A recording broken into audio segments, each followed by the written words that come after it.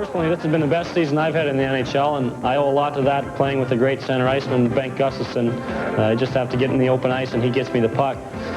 For the team, things are a little different this year. We've just taken over first place from Philly, and last year we were kind of, we had a home-and-home series and lost first. So with 6 games to go, things are looking good for the team, and we're playing well right now and getting ready for the playoffs. It was the biggest game of the year for both the Capitals and the Flyers when they met on Sunday. Washington won to close within a point in the Patrick, Bobby Gould scoring the game winner. 2 nights later, Scott Stevens sets up Bengt Gustafsson. The Caps rout the Boston Bruins to move into first place in the Patrick. Tonight, the Capitals look for their 4th consecutive win as they play host to Patrick rivals, the New York Islanders. Behind the net. Couple of commercials, Dan. And the fans chant Lou, Lou, Lou for Lou Franciscetti. The hitting is ferocious in this game, and here is Duchesne intercepting one and clearing it down the ice. Jonsson back for the touch, and it's an icing call against Washington. No score here in the early minutes in Landover, Maryland. This is the NHL on CTV.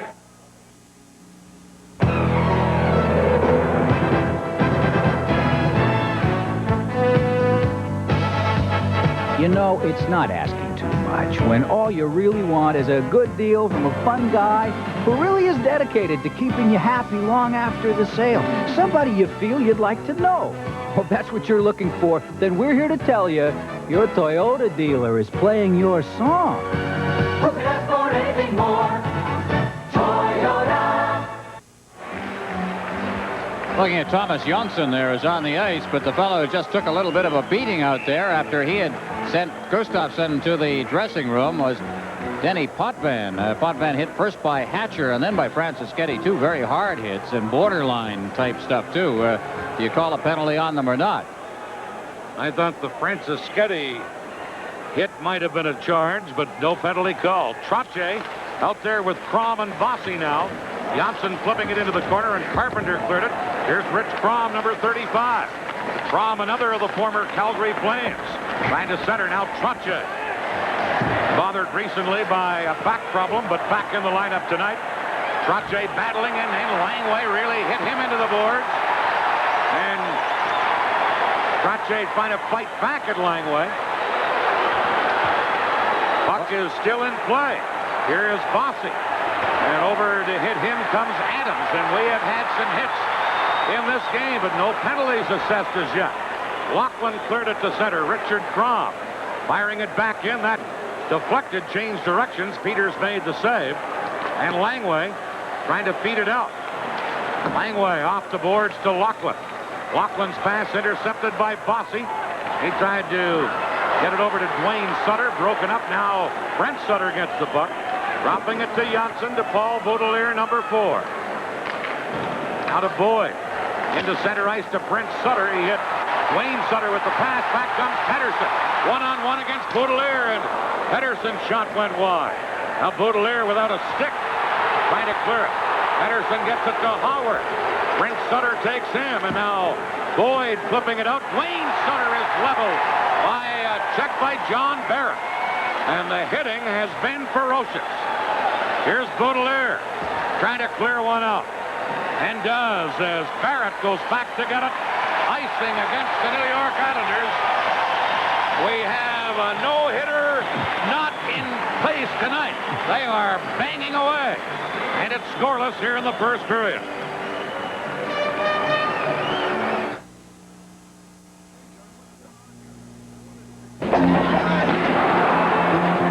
They've given you the advantage and only moments to make it count.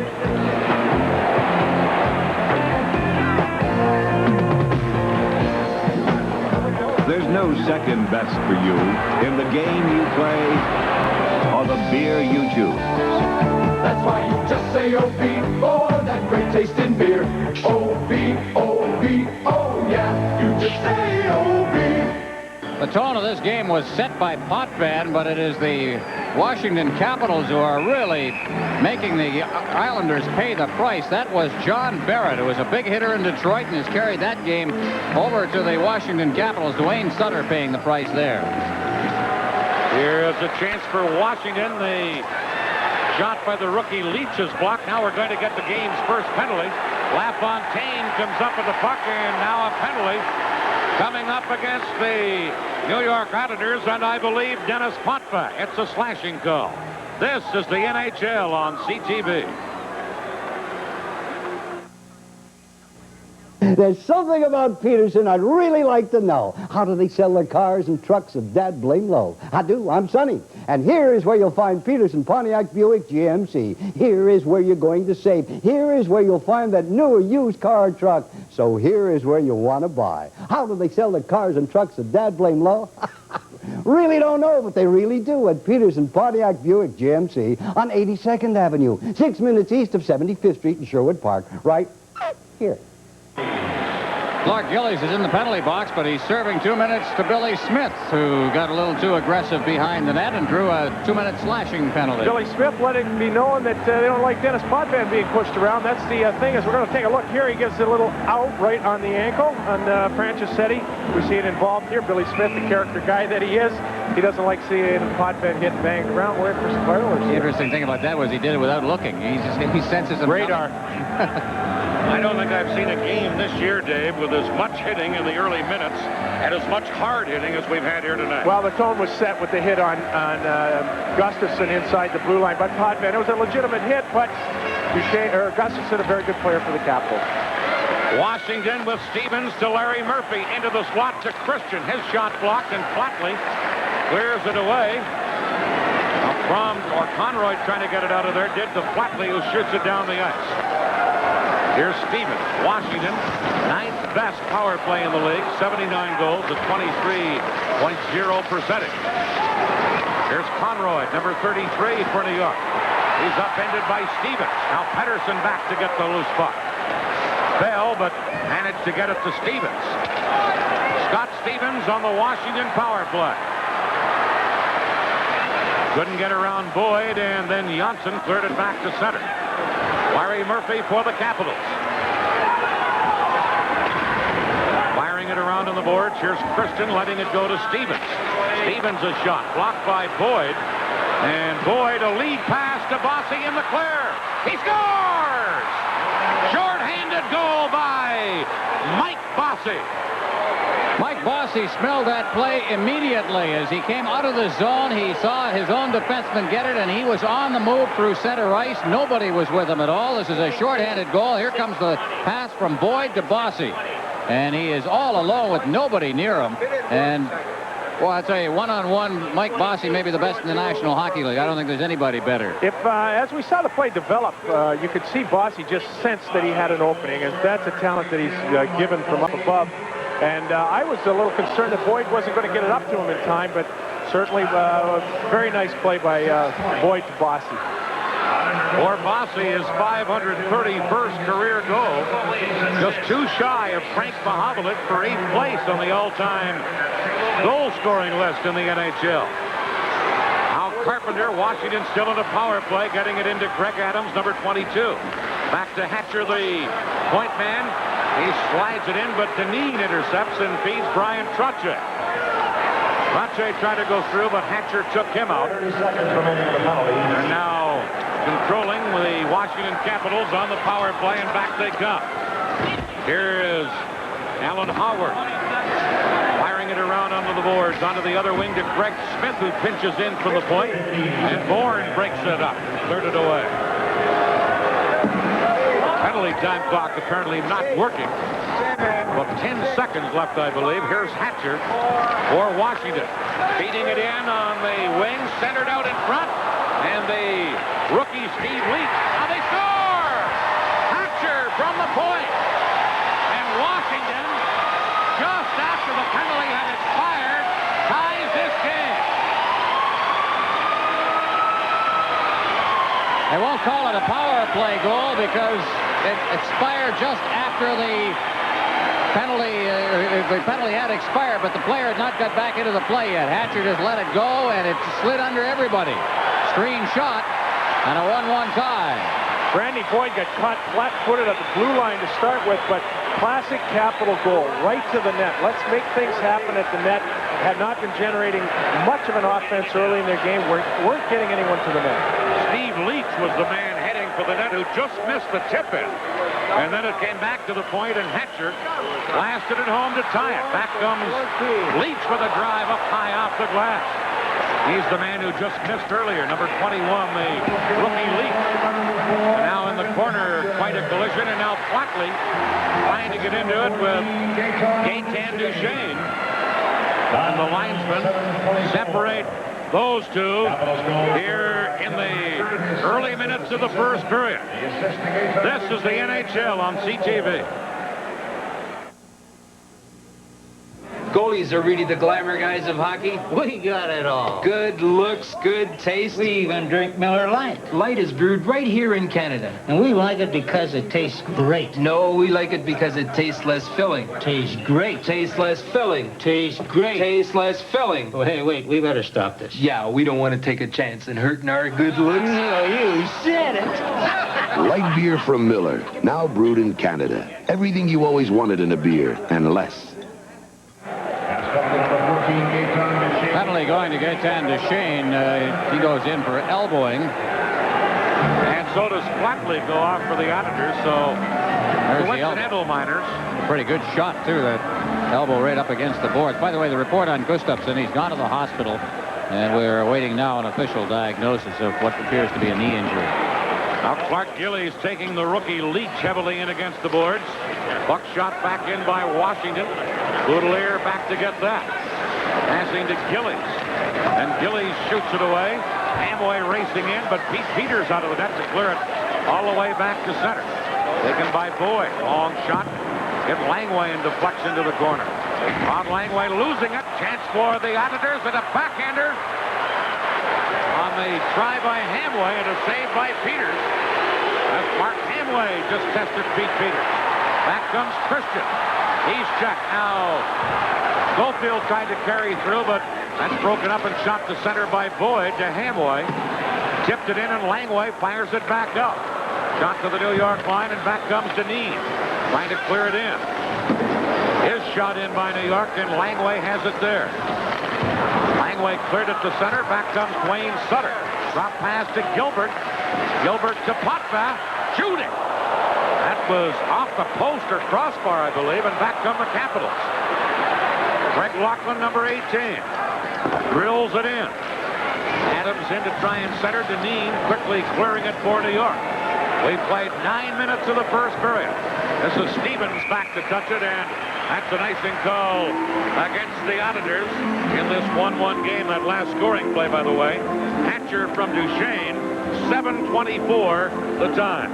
Saw an example of how well Peeters clears the puck a little earlier, but here's this good chance, a good backhand there by Hamway, and then it's LaFontaine looking in. They never did corral the puck in front of that net, and they finally cleared it out of harm's way. A moment later, here's a shot, and this one, I think, went off the hand or the arm of Sutter to hit the post on the other side. Sutter was the one in front of the net. In any case, close call. They remain a 1-1 tie. Not that many shots on goal, but boy, tremendous action here in the first 10 minutes of this first period. Bossy getting his 57th of the year. Now here are the Capitals trying to center one. Here's Hatcher at the point. Saved by Smith as he went to his knees, and a shot to center by New York. Franciscetti cleared it. Trottier had it for a moment. He's checked. Back comes Carpenter, dumping it in. Dineen back of the net. He's tied up. Now Greg Laughlin trying to center. Trottier checks in. And Trottier couldn't get it by Carpenter.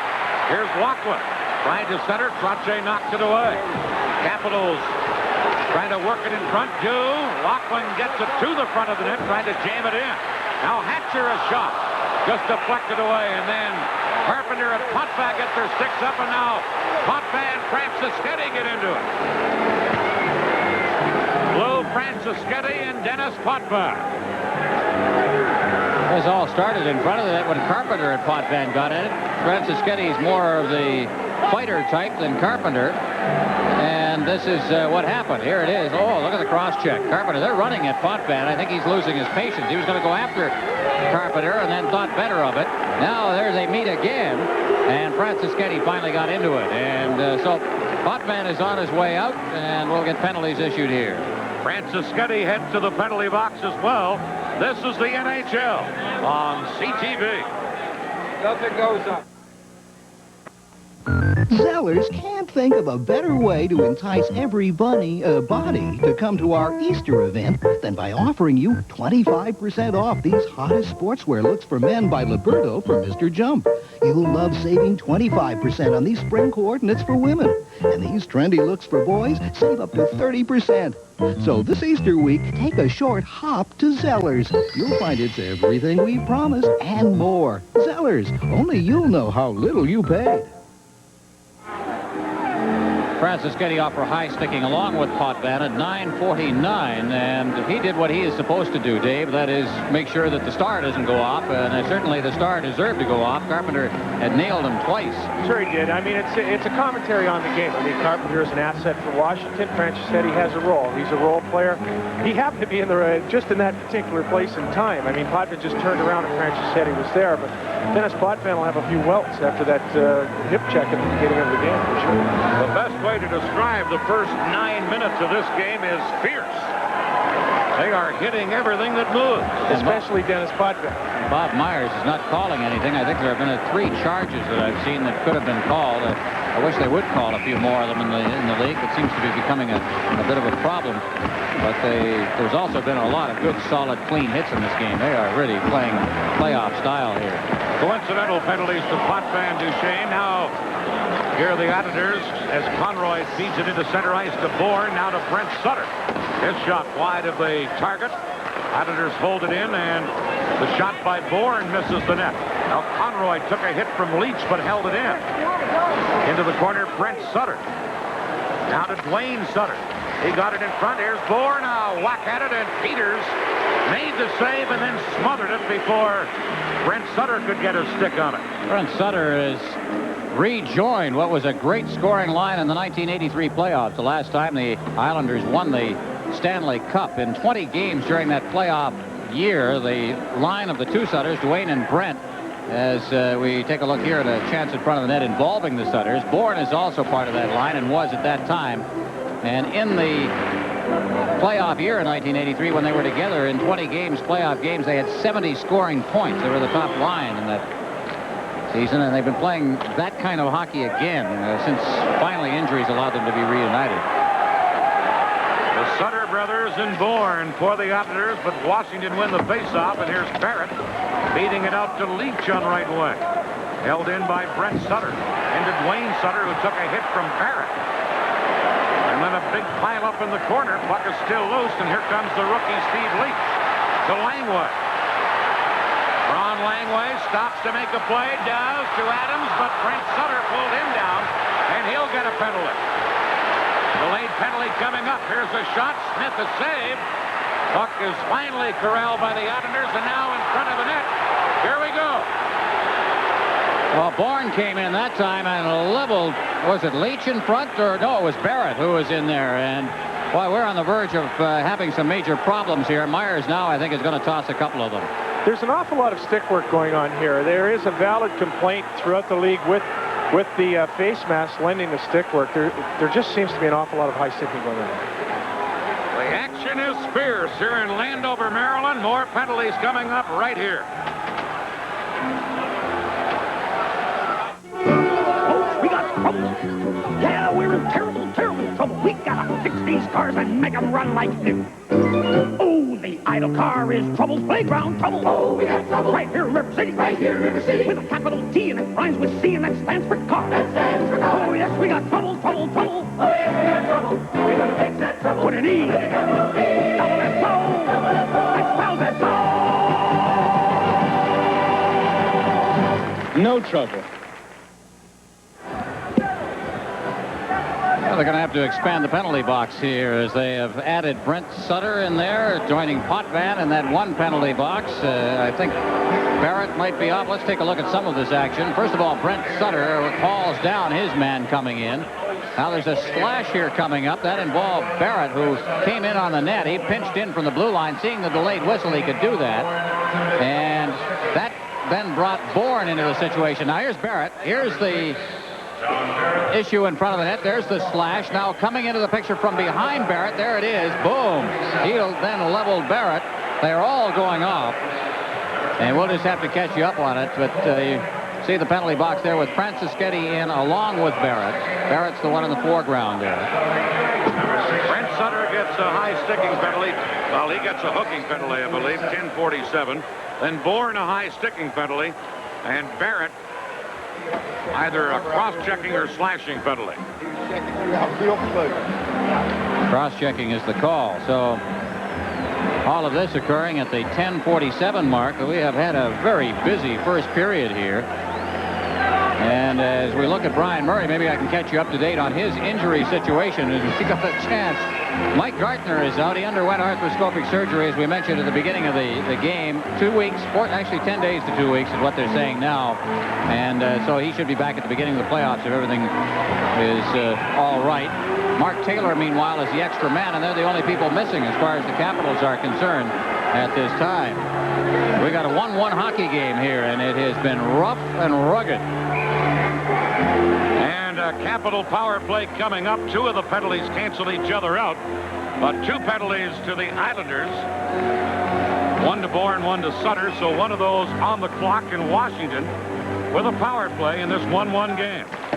And immediately Boyd clearing it out of there to Flatley, held in by Murphy. Now to Laughlin. A good work by Flatley to clear it into the center ice area. Here's Murphy. Over to Stevens, who drills it in.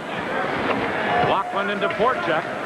He and Trottier get tied up, and now Boutilier tried to clear it. It came right to Boyd. And it's shot down the ice by Randy Boyd, number 8. Cleared up by Peeters to Brent Laughlin. Laughlin checked, but Stevens was there. Now ahead to Carpenter. Carpenter to Murphy. At the point to Stevens, into Carpenter. Centered it in. Wide open was Christian, but he missed it. And I think Carpenter would have been better off to shoot on the play around. Seemed like he had a better angle, but that was, had it worked, we wouldn't have said that, because I think he had a good open side to shoot at it. Christian got his stick on it. Washington with Laughlin to Christian in the corner. A minute left in the penalty. The penalty time clock is not working here tonight. Here is Stevens to Christian, and actually it was Laughlin who let the shot go and put it up high. And it bounces down to the Washington line with Stevens into center ice for Adams, now to Christian. Boutilier takes Christian out of the play. Now Mike Bossy, who scored a shorthanded goal earlier for the Islanders. There to clear it away, and Stevens is back after it. 30 seconds left in the Islander penalty. Here's Scott Stevens. Now to Murphy. To Scott Stevens. Into Pettersson. Pettersson with a shot. Smith a stick save. Here's Stevens in the corner. Back on the point to Murphy. Over to Pettersson. Pettersson centered one. Trottier was there to clear it away. About 10 seconds left in the penalty. And then Brent Sutter will be back on. And now Brent Sutter is back on. The Islanders have killed it off. Puck cleared down the ice to Dineen. Back for New York to Brent Sutter just out of the penalty box. Here's Hatcher. Lofted on the play to LaFontaine, who cleared it to the Capital line. And Gaetan Duchesne has it there to Alan Haworth, number 15. Konroyd cleared it away for the Islanders. To LaFontaine, to Gillies. Gillies couldn't get around the defense. Now LaFontaine. Centered, it came to Boutilier, and then cleared away by Haworth and poked out by Duchesne. Islanders back to get it. 6:35 left in the period as it's carried in and offside at the Washington blue line when Boyd carried it in to the Capital end of the rink. The intensity certainly has been here this evening, and not a whole lot of pretty plays. A couple of opportunities passed up when maybe Washington should have been shooting the puck on the power play. If anything, that's Washington where they missed MikeGartner. Bobby Carpenter elected to pass the puck across to Dave Christian. I'm almost assured that MikeGartner would have pulled the trigger. But in the meantime, it's playoff time, and I guess clubs are getting geared up for that. That's probably why I'm sitting here, thank goodness. Steve Konroyd, you look there, over from the Calgary Flames, who is a defensive-style defenseman who Al Arbor says he's very happy to have. He says the two players that they've added here have changed the atmosphere on this hockey team, and says that they're going to be very useful, especially come playoff time. There's Gillies and Langway in a head-on collision on the far side, and when Langway fell, he fell right on top of the puck. There's the two-time Norris winner, Rod Langway.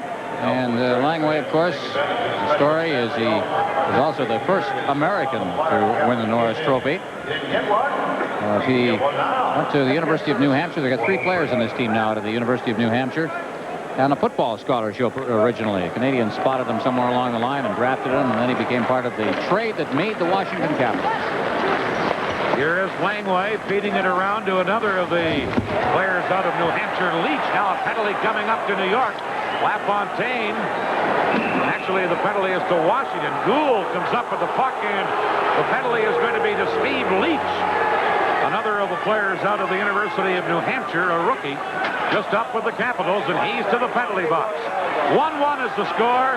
This is the NHL on CTV. It takes time to make a great tasting light beer. So if you've been waiting, your patience will soon be rewarded. A great tasting beer is coming to light. In the first intermission, Carling O'Keefe Sports salutes the Canadian Sports Hall of Fame and a man with a sweet swing. How about a sweet shooter? We'll talk live with Mike Bossy. Check out the highlights and the play of the period. I'll take a good look at this one again. And elbowing is the call on Steve Leach. I thought Denis Potvin had moved in and been a little aggressive. Look at this. Well, I don't know what you call that, but the only thing Leach was kind of... We had discussed earlier, Ron, that the officials call it one time, don't call it the other time. That's the inconsistency, I think, that gets most officials in trouble. Leach gets an elbowing penalty. Here is Potvin. Feeding it to Duane Sutter. Peeters handled that shot, and the Capitals break out. Here comes Carpenter. Bob Carpenter checked by Duane Sutter, and here comes Bourne.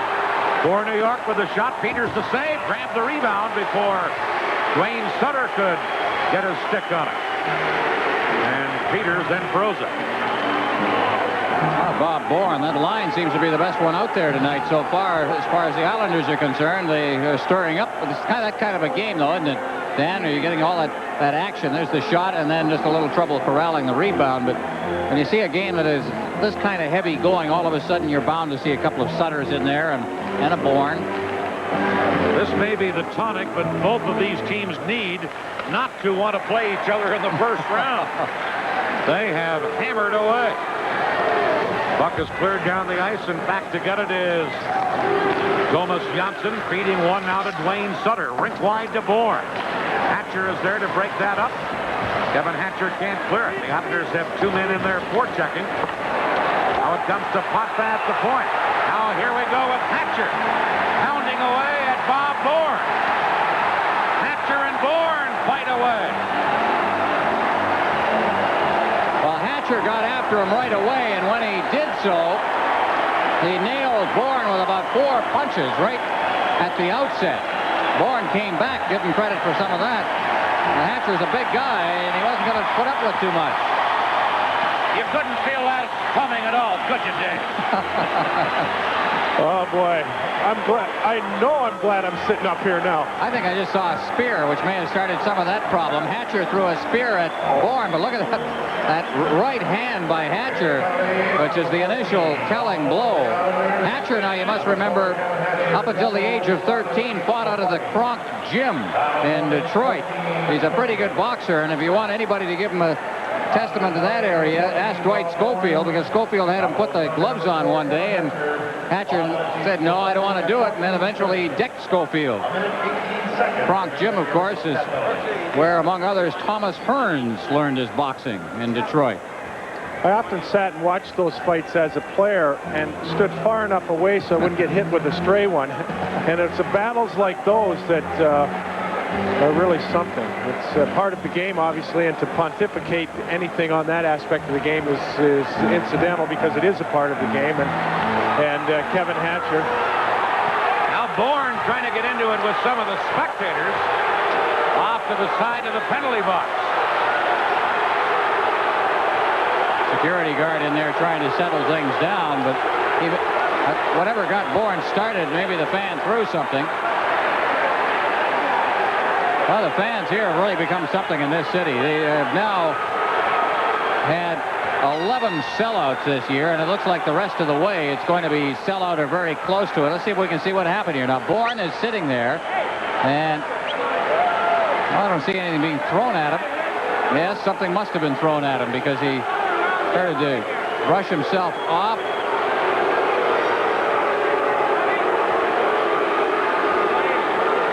Yeah, it's verbal all the way. So, anyway, one of those games, Dan. Wow. I can't remember. We're used to seeing this kind of thing in the playoffs, but I mean, this is a team, one team that is fighting for obviously first place, but the Islanders are in here knowing they're going to be in third place when they come out of this game and when the season ends. But they, I think, they have given the Capitals trouble the last 3 playoff years. They have eliminated the Capitals, as a matter of fact, and I think they're trying to give them a little bit of a commercial that is not going to be easy again this year. Here's Potvin dumping it in. Langway back to get it, firing it all the way down the ice. Remember, Washington shorthanded because of the minor penalty to Leach. The last 2 penalties fighting majors to Bourne and Hatcher, coincidental majors. So the Editors on a power play as Bossy fell down. Langway back to try and poke it clear and does to Gould. Gould got it to the line. Jonsson held it in. His shot blocked and cleared out by Smith. And Jonsson has to go back. 40 seconds left in the penalty. To Leach of Washington. Here's Potvin over to Jonsson. Back to Denis Potvin. 24 seconds left in the penalty. Potvin to Rich Kromm, number 35. Fired it in. Franciscetti there to clear it. Couldn't get it out of the zone. And now Adams hustling back and clearing it all the way down the ice. Here's Boyd, but Smith cleared it away. Now, pitching in from the point, Stevens. He gets it to Franciscetti. Back to Murphy. Penalized player Leach is back on. Franciscetti to Christian to Leach. He's checked before he could shoot, and it's shot out of there by Flatley with Murphy back for Washington. Over to Leach. Leach can't get going. Here's Clark Gillies. He's upended on a hip check by Stevens. Capitals clear it to center. Christian in on left wing to Franciscetti. That's knocked away by Boyd, and then Trottier there to shoot it away, and going back is Murphy for the Caps. He's forechecked by Gillies. Murphy takes another hit. Clearing it. Jonsson held it in. Jonsson centers to Gillies to Flatley. Shoots. He scores! Flatley, number 26 from the slot. And the Editors have a 2-1 lead. And Pat Flatley has just ended a 16-game goalless streak, or 15 plus. Here it is, the pass in front of the net, and it's going to come here by Gillies as there's Gillies in front and quickly. No time wasted at all. Pat Flatley relays it into the net. Here it is right at the blue line. I guess the secret of all of that one, Dave, is let it go quickly. Well, certainly, and the play did start originally in the corner off to the right of Pete Peeters. Larry Murphy had been banged off the puck, hearing a little bit of footsteps, whacked it out, lost control, puck goes back to the point, to the net, in the net. Flatley's 18th of the year. Gillies and Jonsson the assists. 16:31 the time. And the Editors have a 2-1 lead.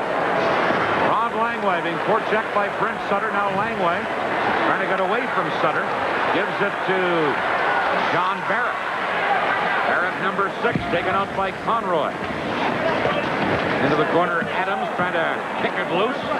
Gets it to Craig Laughlin. Brent Sutter knocked him down. Johnson and Adams battle in the corner. Brent Sutter couldn't get it, and now it comes to Konroyd, who just cleared it out of there for New York.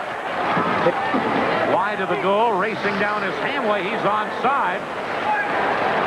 Mark Hamway trying to center, couldn't get it done, and Barrett shoots at the center for Washington. This is Potvin for the Auditors. 2.5 minutes left in a hard-hitting first period. 2-1 Auditors as Hamway deflects it in. This is Langway for Washington. Into center ice to number 14, Duchesne. Duchesne tied up by Dineen. A shot anyway, and then Potvin cleared the rebound. Here's Kromm. Into center ice to Bossy. Bossy back to Kromm. Duchesne was there, and now Gould right back for Washington. Gould with a shot, and he fired it wide as he tried for the short side. Duchesne taken out by Boutilier now. Kromm cleared it. Here's a loose puck at center. Bossy couldn't get to it as Stevens knocked it away. Then Stevens bumped by Kromm. Gould trying to shoot it in, and Trottier checked him. And it's Mike Bossy for the Auditors. To Boutilier. Boutilier firing it down into the Washington zone. Peeters flips it out on right wing for number 23, Gould. Gould with a pass at center. Now back for Gould, who dumps it in. Schofield racing in after it, but Jonsson is back for the Auditors. Jonsson to Gillies. Gillies with a lead pass to LaFontaine. Langway knocked it away, and here's Craig Laughlin. But they whistle it down because of a hand pass, and we get a stoppage with 1:11 left in the first period. 2-1 for the Auditors. Well, if you think Craig Laughlin's shoulders have grown a little bit since the last time you saw him, he's using the new shoulder pads now that many of the, almost all of the players in this game are using now. Obviously, the shoulder injuries in the National Hockey League becoming a concern of the players as well, and there have been a lot of them. And Laughlin is using them. They look like football players' pads now, but they protect more of the front and back areas of the shoulder, which the old ones didn't do. Laughlin coming off an ankle injury, and he has been one of those guys, when I talk about the grinders who have carried this team, he's one of them. Laughlin has 5 goals in his last 6 games and 8 in his last 11. So he's one of the fellows that has really carried things here. Now Langway upended by Flatley on the play. The fans thought that a penalty should have been called, but none was. Islanders, by the way, in this period have outshot Washington to this point, 8-5.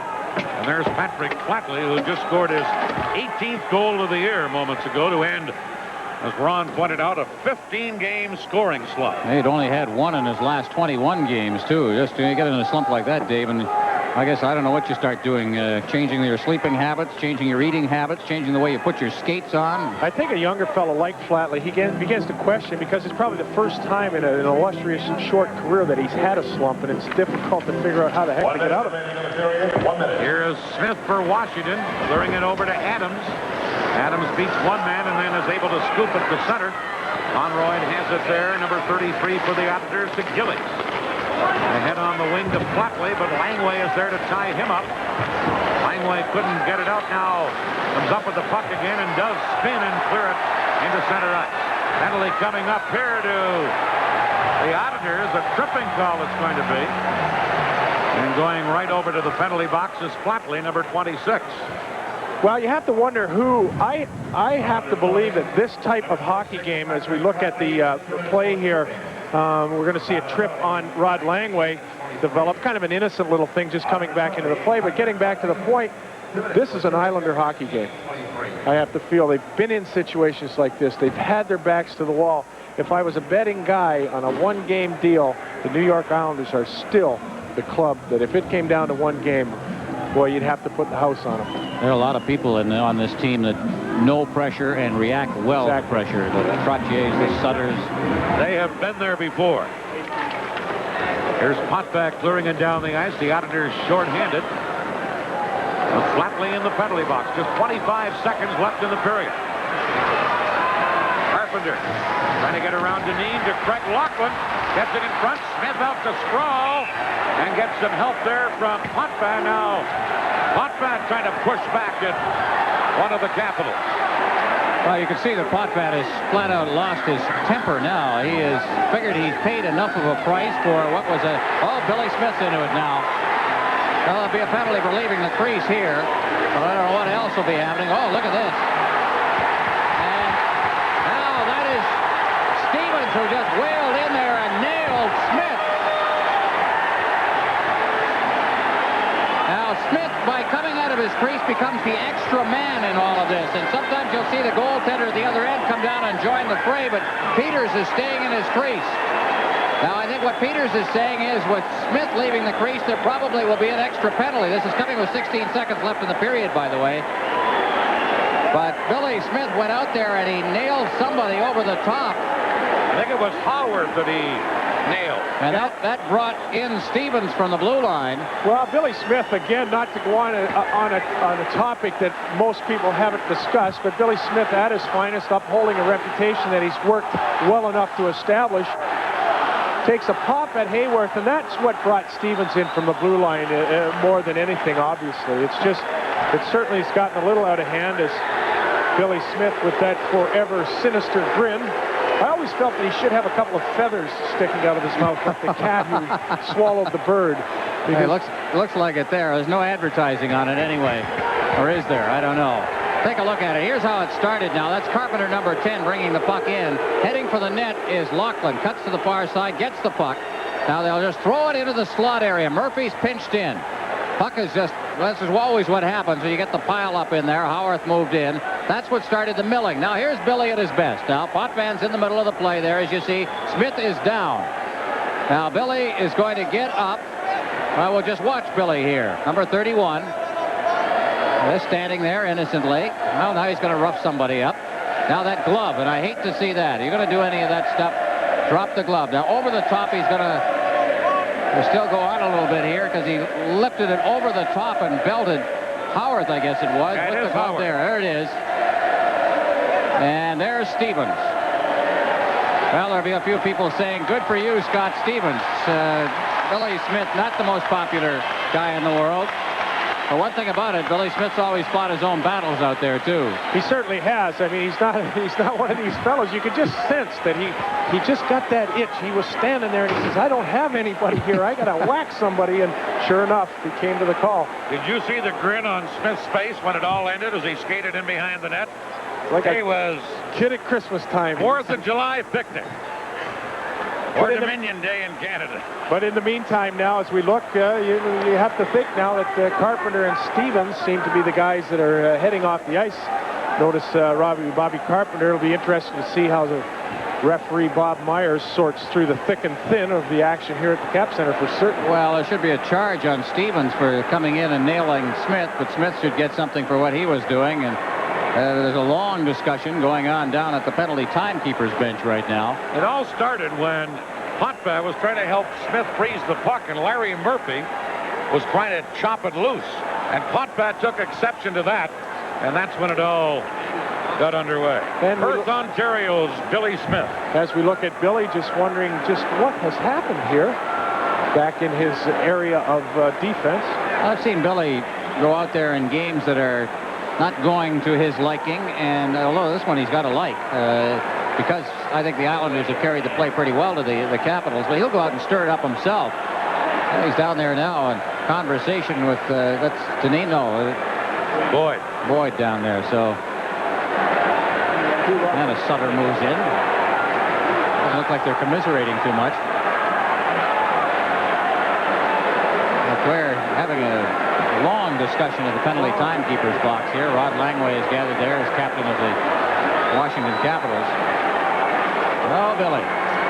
Al Arbor was talking about Billy Smith prior to the game, saying he's played much better in the last several outings, and one of the reasons, the team in front of him has played better, and they're not giving those wide open shots from the slot that goaltenders don't really need to. Well, for certain, it really doesn't matter who the goaltender is if you have someone playing in front of you, although in the heyday of he certainly would come up big. But in the meantime, the Islanders have struggled. They aren't the club that they were. I think they get by in that Islander tradition. As I mentioned at the onset, their foot speed has to be of a concern when you're dealing with teams like Philly and Edmonton, and even Washington, I think, is a quicker club. But much to their credit, as we said also, they may finish very well with the 5th overall record. And we're getting a long discussion here. Apparently Smith has been given a game misconduct, a report from the truck. The guys find out more faster there than we do up here. Let's pick up the announcement right here. Number 5, New York, Denis Potvin, 2 minutes for roughing. Number 35, Rich Kromm, 2 minutes for roughing. Number 31, Bill Smith, 5 minutes for fighting and a game misconduct. So Billy Smith is gone. Well, they say he was the third man in. I guess this is it. Scott Stevens, 2 minutes for roughing. And number 15, Alan Howard, 2 minutes for roughing and 5 minutes for fighting. So Howard gets 2 for roughing and 5 for fighting. Stevens roughing as well. Why do you think they don't? Most popular guy in this building right now is Bob Myers for the game misconduct. Now Billy is standing about 20 feet out in front of the crease, just standing there. The last thing in the world he wants to do is come out of this game. He loves this kind of a game. He certainly does, and now he has to skate the full length of the ice to get off. And to a gallant chant in a manner that he certainly doesn't want to hear, he's going to be exiting stage left.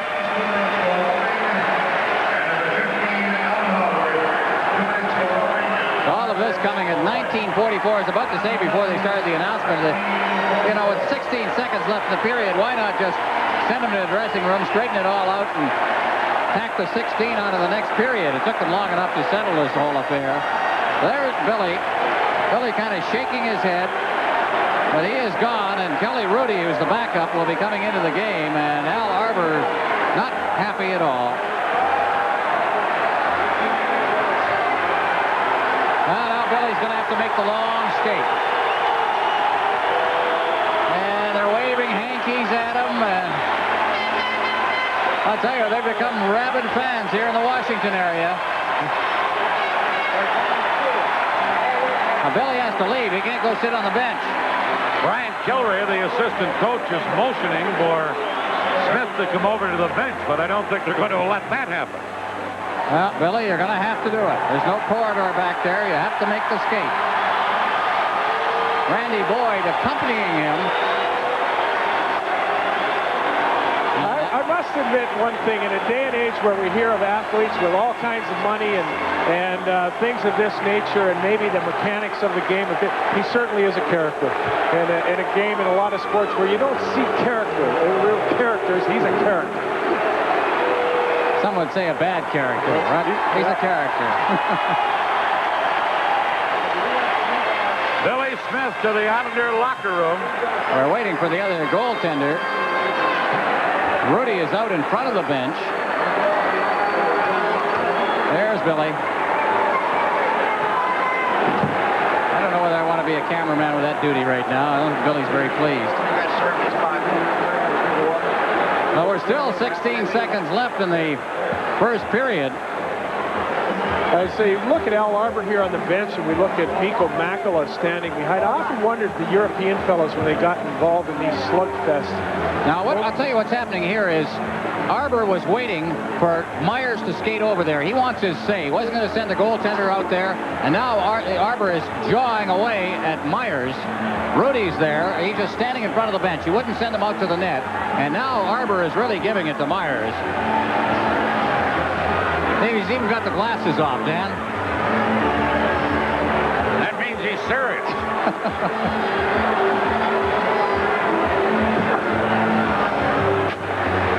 The game misconduct has to be for third man. That's the only reason that I can see they gave it to him. If it is any altercation that will draw a third man in, it doesn't necessarily have to be a fight. Well, it was an altercation, no question about that. And fighting penalties were issued to Smith and Howard. The original altercation was a roughing. Actually, minors were given on the original altercation, which involved first of all Potvin. Howard and Potvin. That was the original altercation. And when all of this is over, because we don't have a time clock here. Let's see, Potvin and Kromm, Stevens, and it's going to balance off, and Howard. So it's all coincidental, with the exception, of course, of the exit of Billy Smith. And now Ron Langway is trying to sort all of this out. And this is why I say they should have just finished the period, or at least given the last 16 tacked on to the next period. By the way, the score here, the New York Islanders 2 and the Washington Capitals 1. Mike Bossy and Pat Flatley have scored for the Islanders. Kevin Hatcher for Washington. There you see Kelly Hrudey, who will have to take over here for Billy Smith. What happens if Hrudey gets hurt, Dave Maloney? I'm sure that was the question. I would think maybe Arbor was outside of Braun, obviously getting his points in with Mr. Myers. Was what happens if Hrudey goes down? At the days when I wasn't playing at the tail end of my career, maybe I had been asked to go and goal. I'm not sure whether I would have stood up to that. You got to be wondering, the guys that are sitting there, oh boy, I hope he doesn't go down, because I'm not going in there. Well, this is the Patrick division, and the president of this team is a member of the Patrick family, Dick Patrick. He'd go in like Lester did that time. Wasn't it in the old days that the trainer would be the one? The clubs traditionally did not carry an extra goaltender. Well, there are great stories of people coming out of the crowd. The good old days. So I guess if we see the Islander trainer stretching over there. Yeah, in for one of those stories. Well, we're going to wrap up our regular season schedule, Dan, with a good one next Friday night, and this could be the game of the year in the Adams division, the way things are going for both of these teams, the Montreal Canadiens and the Buffalo Sabres. That Adams division, you don't know who's going to be second, third, fourth, or fifth from one day to the next. And either one of those two teams could be the one to miss it. Here we go at the final seconds of the period. Team's not shorthanded because all the penalties canceled each other out. And then as Murphy shot it in, it's offside at the Islander blue line, and we're down to 10 seconds left. Is this really still the first period? It has taken us 20 minutes to play the final minute of the first period. We had a penalty called in 1923 to Flatley, and then all this hoo-ha involving Billy Smith at 1944. Here's Boyd for the Islanders, clearing it down the ice. Langway back to get it. We're down to the final 3 seconds. Langway takes a look and then cleared it out just as the buzzer goes to end the first period. Shots on goal in the first period. The Islanders had 9, Washington had 5. 58 minutes and penalties in that period, including a game misconduct to the Islander goaltender Billy Smith. And after one, the Islanders lead Washington 2-1.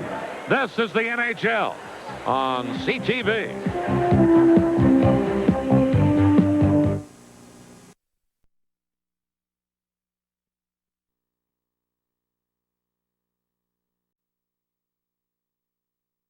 And his Washington Capital Club.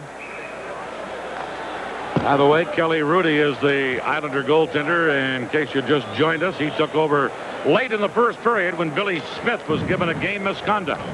Here we go with the second period, and it is Washington on a power play as this period begins. Carpenter behind the net. Carpenter trying to center to Pettersson. He drops it back to the point to Smith. Now to Carpenter. In front to Adams. Back to the point now. Smith a shot off a skate as Boyd got his foot out to block it. And then Trottier clearing it ahead for Mike Bossy. Bossy taken out of the play by Greg Adams, and now it is Smith, number 19, for Washington. Breaks Smith. Dumps it in. Pettersson into the corner, taken out by Konroyd. Carpenter gets it loose, but Bossy is there to shoot it away. 35 seconds left in Flatley's minor penalty for the Islanders. Here's Smith. Now into center ice to Murphy. Into the corner to Carpenter. Shot it right through the goal crease. Comes to Smith at the point. Now Duchesne to Carpenter. Carpenter got it in front, but Bourne is there to clear it away. Flatley standing up with 7 seconds left in his penalty. Smith back to get it, number 19, the former Red Wing. And now Flatley is back off. Washington at center, clearing it ahead on a wing for Lachlan. His pass to Duchesne. Boutilier took him out. Now centered, but Hrudey got a stick on it, and here is Bourne for New York. Leaving it for Jonsson, back to Bourne. Bourne into the corner, tied up by Langway. Now Brent Sutter for New York, trying to center one. Does get it in front. Laughlin there to knock it back into the corner. Now Flatley to Boyd. His shot wide to the target. And Flatley, number 26, has it for New York. Back to Boutilier. Into the corner to Brent Sutter. Langway takes him out. Langway falls, but managed to clear it. And here's Duchesne, number 14. Etienne Duchesne dropping it to Christian. His pass intercepted by Boyd. A long pass to Gillies. Off the mark and down the ice. And Langway back for the touch, and it's icing against the New York Islanders. We're early in the second period. The Islanders have a 2-1 lead on Washington. If you think a test drive is only a test drive, now the GM Vacation Drive just made it a lot more fun. To enter, take a test drive and you'll get this special GM guide to family vacations, plus a chance to win one of 43 trips for two to Expo 86, plus the grand prize, a vacation cruise. So, don't miss the boat. Get details at all participating GM dealers by May 17th. At GM, there's always more to value than just the price. Dave Maloney, the Islanders here in the second period suddenly have developed a very good pattern to their defensive play. It looks like they've settled in. When they're successful, that's where it has been. And as we mentioned towards the end of the first period, this was an Islander-type hockey. Here's Denis Potvin. Beating one out onto the wing. And then shot across the ice to Jonsson by Rich Kromm. Stolen by Carpenter. Big save there by Hrudey on Carpenter. And Trottier takes over for New York. To Denis Potvin. Potvin misses the check, but cleared it into the zone, and Hatcher for Washington flipping it back out. Hrudey has to play it, so there's no icing. Potvin up the middle. Perfect pass to Trottier. Trying to get it to Bossy, but Stevens anticipated well. Broke it up. Now Hatcher. Taken out by Jonsson, and Potvin looks for Bossy. Has him in the clear. He scores! Mike Bossy on a picture pass from Denis Potvin. It's 3-1 Islanders. Denis Potvin in his Randy Boyd act there. Denis Potvin, of course, you expect that kind of a pass from him. The last time it was Boyd. Potvin is again, you see, Bossy just breaking free.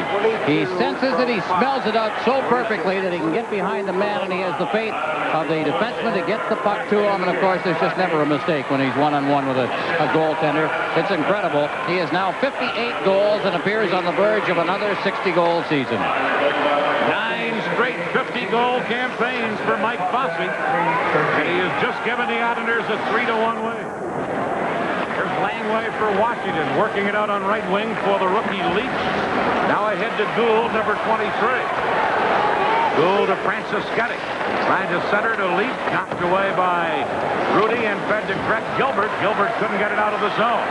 Here's Gould. His shot. Hrudey a save on that. Konroyd loses behind the goal to Franciscetti. Franciscetti back to Barrett, shooting one, and just off the stick of Kelly Hrudey. Now Leach held it in, but Konroyd is there to Boyd. Now to Hamway, number 28. Mark Hamway with a drive. High and wide as he tried for the short side. Gilbert trying to hold it in, and it bounces off Langway up over the glass into the crowd.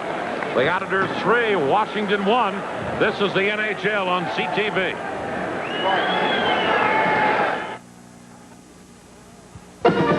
Freedom Ford guarantees your car's maintenance for life. It's true. Freedom can offer you a special Ford Motor Company program, the Lifetime Service Guarantee. When you pay for a covered repair, we promise you'll never pay for that repair again, parts or labor, for as long as you own your vehicle. And right now, Motorcraft shock absorbers are as low as $21.44 each installed. Remember, Freedom's Parts and Service are open on Saturday. Someone to watch over you at 75th and 75th, the only choice. Freedom Ford. There's a guy sitting there in which you just put it in the bank. 50 goals. You're going to have one guy who's going to score 50 goals for us every year. That's a minimum. Here's Potvin with a shot block. Larry Murphy trying to clear it out of there. Up Pedersen gets it loose, and Smith clears to Craig Laughlin, back to Greg Smith. Into center ice to Pedersen. In with Adams, 2-on-1. Pedersen backhander, and Hrudey. Another big save for New York. Here's Duane Sutter to Bourne. Broken up by Derek Smith, and then Murphy clears to Pedersen. Now to Greg Adams. Leaving it for Laughlin, but the puck came outside the blue line and is offside again. The scoring play for the Editors. Bossy is 58th of the year from Potvin. 3:13 the time. And Dave Maloney, I really found fascinating Dan Matheson's interview with Mike Bossy and his explanation of how he scores goals, anticipating where the goaltender is not going to be when the puck gets there. Well, I think the key was when he mentioned to get an edge, the goaltenders are trying to cheat. And Mike stated pretty explicitly, well, they're heading somewhere, so they're leaving somewhere else, and the puck's going where they just left. And he certainly does that quite efficiently. I'll bet you 999 other players are trying to shoot it to that corner instead of that philosophy. That's right. We will now have the rage of Bossy scoring throughout the league. The great trivia question goes next to Bossy. Who holds the record for most points in the season amassed by a player other than a center? People forget that. Mike Bossy had 147 points one year, including 63 goals, I think, that season, 64. Here's Francischetti with a shot off the stick of Hrudey and up into the crowd. Nice interview with Mike Bossy, Dan Matheson. Well, thank you very much, Dan Kelly. We have an out-of-town score for you from Madison Square Gardens. Pierre LaRouche has potted his 19th of the year. Late in the period, 19:01, the Rangers lead the Oilers 1-0. For the longest time, Dan, the record for nobody had ever scored outside of Joey Mullen 20 goals in the minor leagues and in the NHL in the same season. It would appear Pierre LaRouche is going to become the second. He is just one away from that. Of course, he spent most of the year down in New Haven this year. Are the New York press second-guessing the Rangers about not having LaRouche there all year? Certainly in this instance, but Pierre LaRouche has been around, and we could spend a little while talking about Mr. LaRouche. A few coaches could, too. Certainly. Here's Duchesne and Boyd battling for a puck. Duchesne centered Carpenter off the shoulder of Hrudey, and then LaFontaine trying to clear it out. Couldn't get it out of there. Here's Dave Christian. Back to Hatcher. Hrudey, big save! And then it's smothered by Hrudey with the help of Boutilier. I'll tell you what, that's about the third key save here in the early part of this second period that Kelly Hrudey has made. And I'll tell you something else. Kevin Hatcher has been doing a great job of getting that puck on the net here. Now, this is Christian out to Hatcher. What causes this is the shot, which handcuffed, and did it get over the... No, it didn't. I'll tell you, it was close. But Hrudey did a great job just reaching back, and the fans just saw a replay up on the main screen, not the one we saw, and they disagree with my view of it and the referee's view of it. It didn't get over the line, but it was pretty close. Hrudey reaching back there, but again, the key was Hatcher getting that shot on the net, and then letting the chips fall where they may with a bouncing puck around the goal mouth area.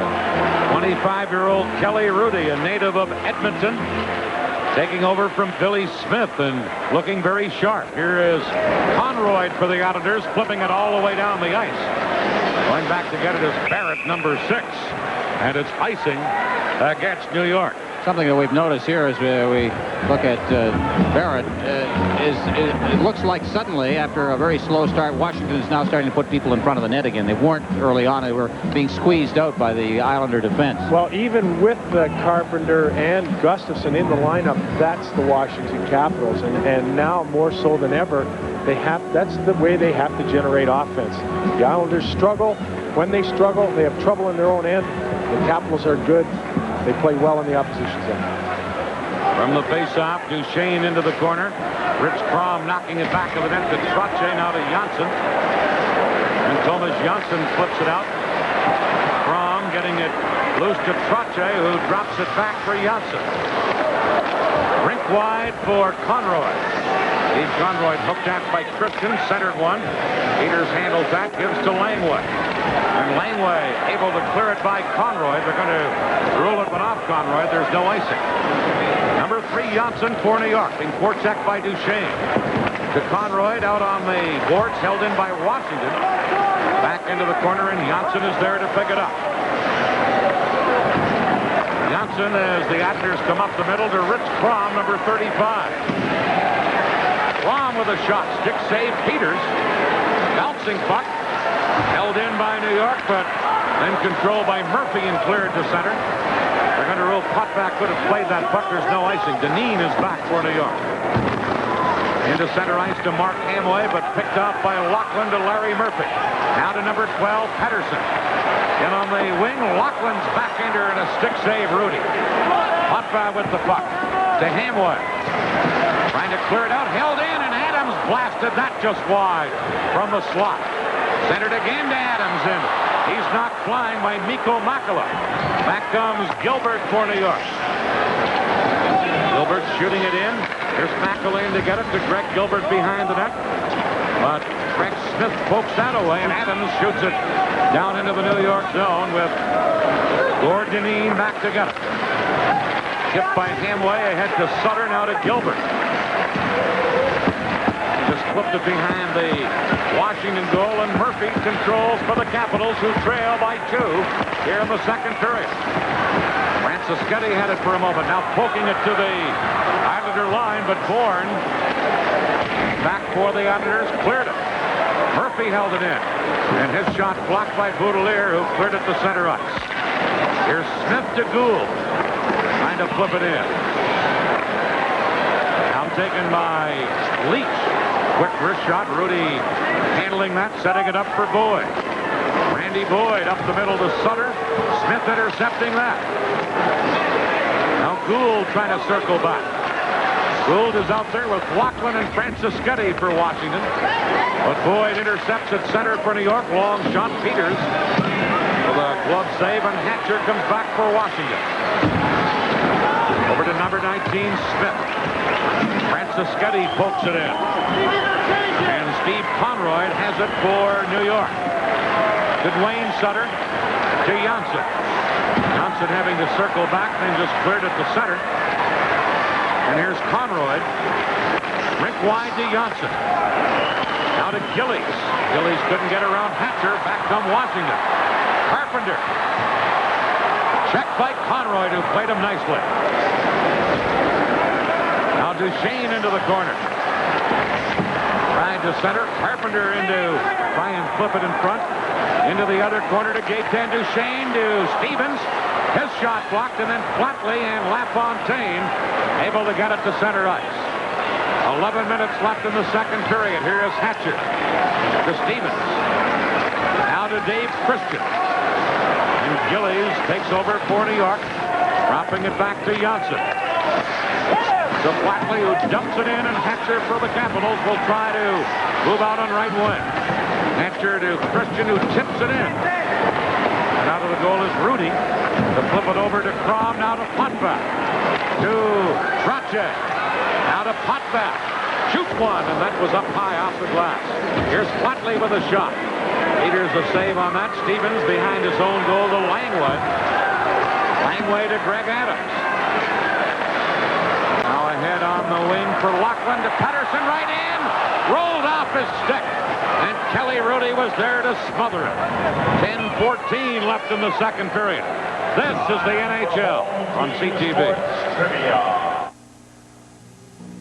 Goalies are really the glamour guys of hockey. We got it all. Good looks, good taste. We even drink Miller Lite. Light is brewed right here in Canada. And we like it because it tastes great. No, we like it because it tastes less filling. Tastes great. Tastes less filling. Tastes great. Tastes less filling. Wait, we better stop this. Yeah, we don't want to take a chance in hurting our good looks. No, you said it. Light beer from Miller, now brewed in Canada. Everything you always wanted in a beer, and less.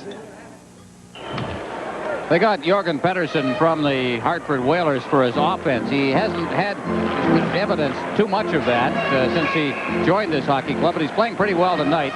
And here's an example of some of his play. Nice feed through to him, and he looking for the shot at the net there. Lost control right at the goalmouth area. Now Bob Myers, the referee, is not flying, and that brings a big rise from the crowd. Here is Bossy taking a drop pass, trying to get it back to Kromm. Langway breaks that up, and now Adams, number 22. Flipping it in. Back is Potvin. Penalty coming up here against Adams of Washington, who got tied up with Dineen. Delayed penalty as Potvin carries in. Shoots, and Peeters made a save and then held onto it. And now a holding penalty coming up against the Auditors. Haworth is arguing about the play, or against the Capitals, I should say.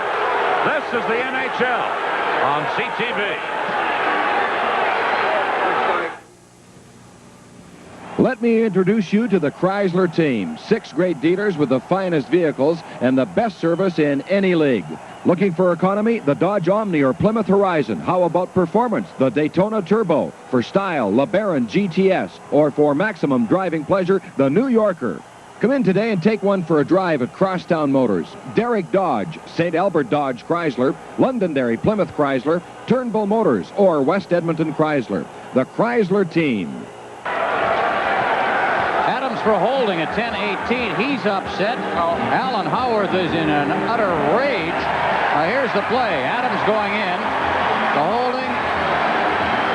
I'll tell you something. I have difficulty sometimes interpreting the way Mr. Myers interprets the rule book. But he's the one that's got to call him down there, and he called that holding. And that's the reason that I think Mr. Haworth was somewhat upset. Washington losing it. Boyd held it in, but Langway was there defensively, as he usually is for the Capitals. And Langway clears to center ice. Gould raced after it, but Bourne drops it back for Boyd. Washington shorthanded. The Islanders with a 3-1 lead, and on the power play. Boutilier to Duane Sutter. Fires it in. Here's Brent Sutter into Bourne. To Duane Sutter. Trying to get it in front. Brent Sutter jammed it wide.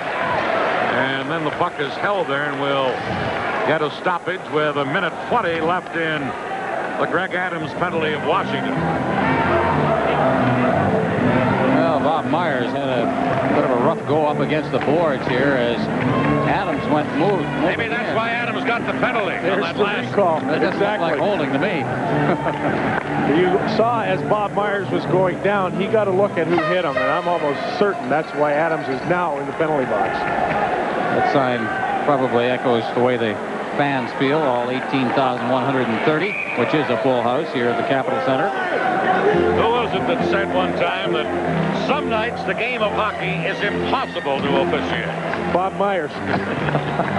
About 10 minutes ago. With 16 seconds left in the first period. They're trying to sort things out. Carpenter clears it down the ice. 1:12 left in Adams' penalty. Here's Jonsson for the Islanders, who lead 3-1, and here's one of the big reasons. Mike Bossy, who's had 2 goals. He dumps it in. Trottier couldn't clear it, and it's shot down the ice by Christian. Now to Jonsson. To Clark Gillies, number 9. Gillies with only 4 goals this year for New York. Another of the Islander players in a slump. Back to Bossy, who's never in a slump. He drops it, and Denis Potvin controls for New York. 35 seconds left in the penalty. Jonsson, lead pass to Trottier, missed him, goes the length of the ice. And Smith, number 19, back to touch it, icing against the Islanders. Let's go to Dan Matheson right here. At Madison Square Garden, a really big game for the Rangers because right now they're 1 point out of a playoff spot in the bottom of the Patrick Division behind Pittsburgh. But Mark Osborne has scored on the power play in the second period. They now lead the Edmonton Oilers 2-0. Dave Maloney, you try and contain yourself now when these Ranger scores come in, huh? You have to be completely neutral. Yes, for sure. They talk about Tommy Lasorda and the Dodger blue. I must confess that I have a little bit of Ranger blue in my blood, and it's nice to see the fellas doing well. I must confess I'm rooting. Face-off coming up deep in the New York zone. 29 seconds left in the Adams penalty. Carpenter stopped the face-off, but Boyd in the Islanders' control. Here's Paul Boutilier. Rink wide to LaFontaine, who dumps it in. Stevens back for Washington, gets away from Flatley. But then it's stolen, and Kromm centered it, and then shot away by Washington. And Boyd has to go back. Rinks wide to Boutilier. Into center ice to Rich Kromm, number 35. Adams is back on. And the Capital Stevens takes the puck and gives it to number 22, Adams. Adams looking for Hatcher, and Hrudey knocked it away with his goal stick. Kromm leaving for Boutilier. Poked out on right wing to Flatley. Couldn't get it by Stevens. Now Boyd and Christian battle for it. Christian comes up with it, centered. But Boutilier was there to flip it away. Peeters halfway to the blue line, feeding it to Scott Stevens. Now ahead to Laughlin. That shot blocked by Boyd. And then it's cleared into center ice, and now back of the play, a penalty called against the Islanders. And I believe Greg Gilbert. The Islanders have a 3-1 lead, but they're going to be shorthanded right here.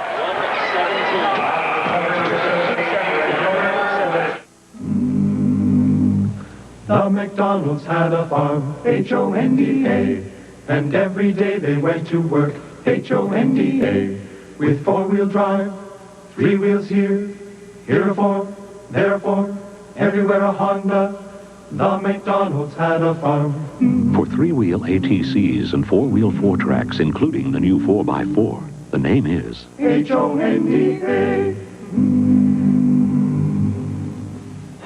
Greg Gilbert goes for hooking at 12:57. Top of your frame, watch it. Up against the boards. And there it is. And so, now the Capitals get a chance. They're trailing by 2 here with 7:03 left in the second. Capitals are 0 for 3 with the man advantage tonight. Stevens controlling it to Larry Murphy. Murphy getting it ahead. Now it's Pettersson. Potvin knocked it away from him. Pettersson there to center. Got it in front. Potvin upending Haworth. Now Laughlin knocks Potvin down and gets it to Murphy. And on the boards for Haworth. He hands it up to Pettersson. To Haworth. He scores! Alan Haworth on a power play. Dave, a guy who stood out in this game to me has been Pettersson, and I thought he made all of this work. He's number 12, he's working around the zone, and he's moving. And watch him cut through the crease area. Now out it comes. He cleared the man out of the slot. That was Laughlin that cleared the man out of the slot and left a free shot. Look at Laughlin take the defenseman away. There's the shot by Howard. The play, too, Pettersson, the pass that he originally got, that thing was a bullet. He knocked that down, controlled the puck, made it out, and speaking about a quick release, that thing was hammered.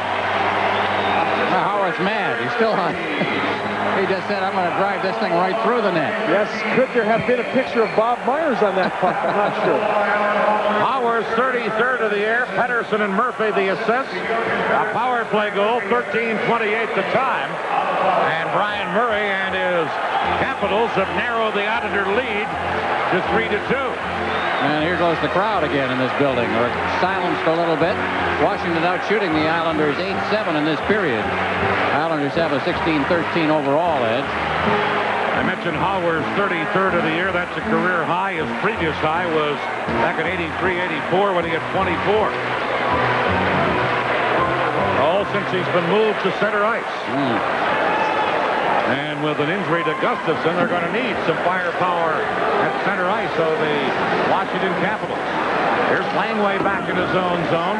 Dropped it to Smith. Fed it to Duchesne, now held in by New York, but Carpenter gets it loose to Langway. He and Christian bumped into each other. Dineen at center ice.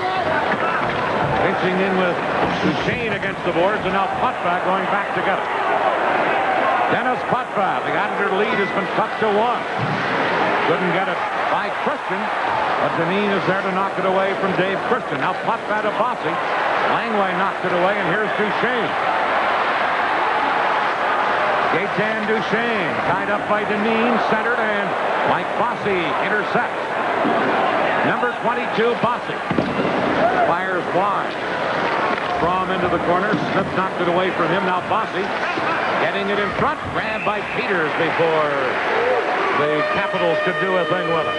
5.5 minutes left in the second period. The Islanders have a 3-2 lead.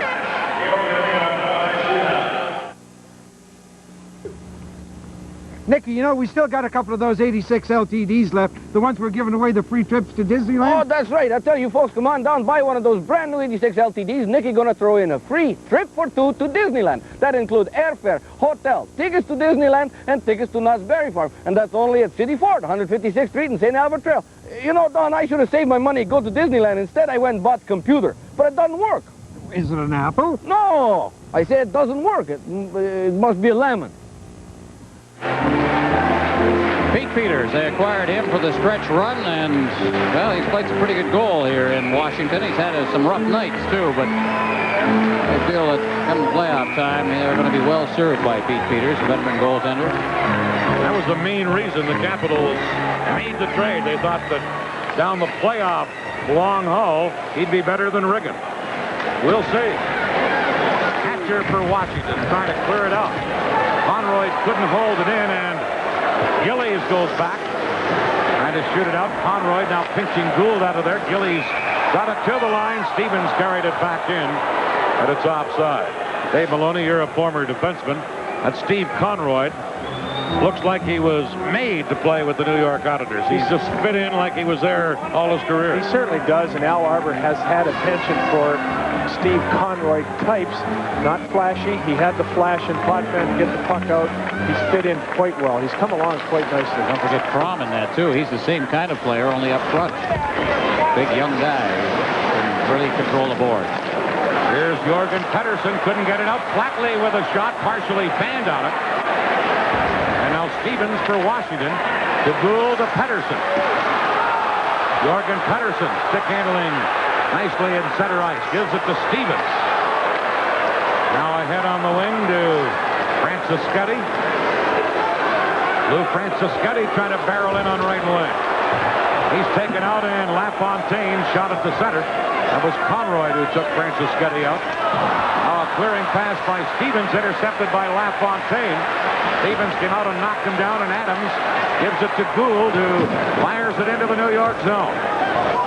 Jonsson back to get it. 4:18 left in the second period. Lead pass to Hamway. Pokes it in. Peeters out of the net to clear it. Now the Islanders center, but Howarth has it for Washington. To Loughlin to Adams. Back to Loughlin, but Boutilier broke it up. Puck loose at the side of the goal. Boutilier falls and fell on top of the puck, and we got to stop it. This is the NHL on CTV.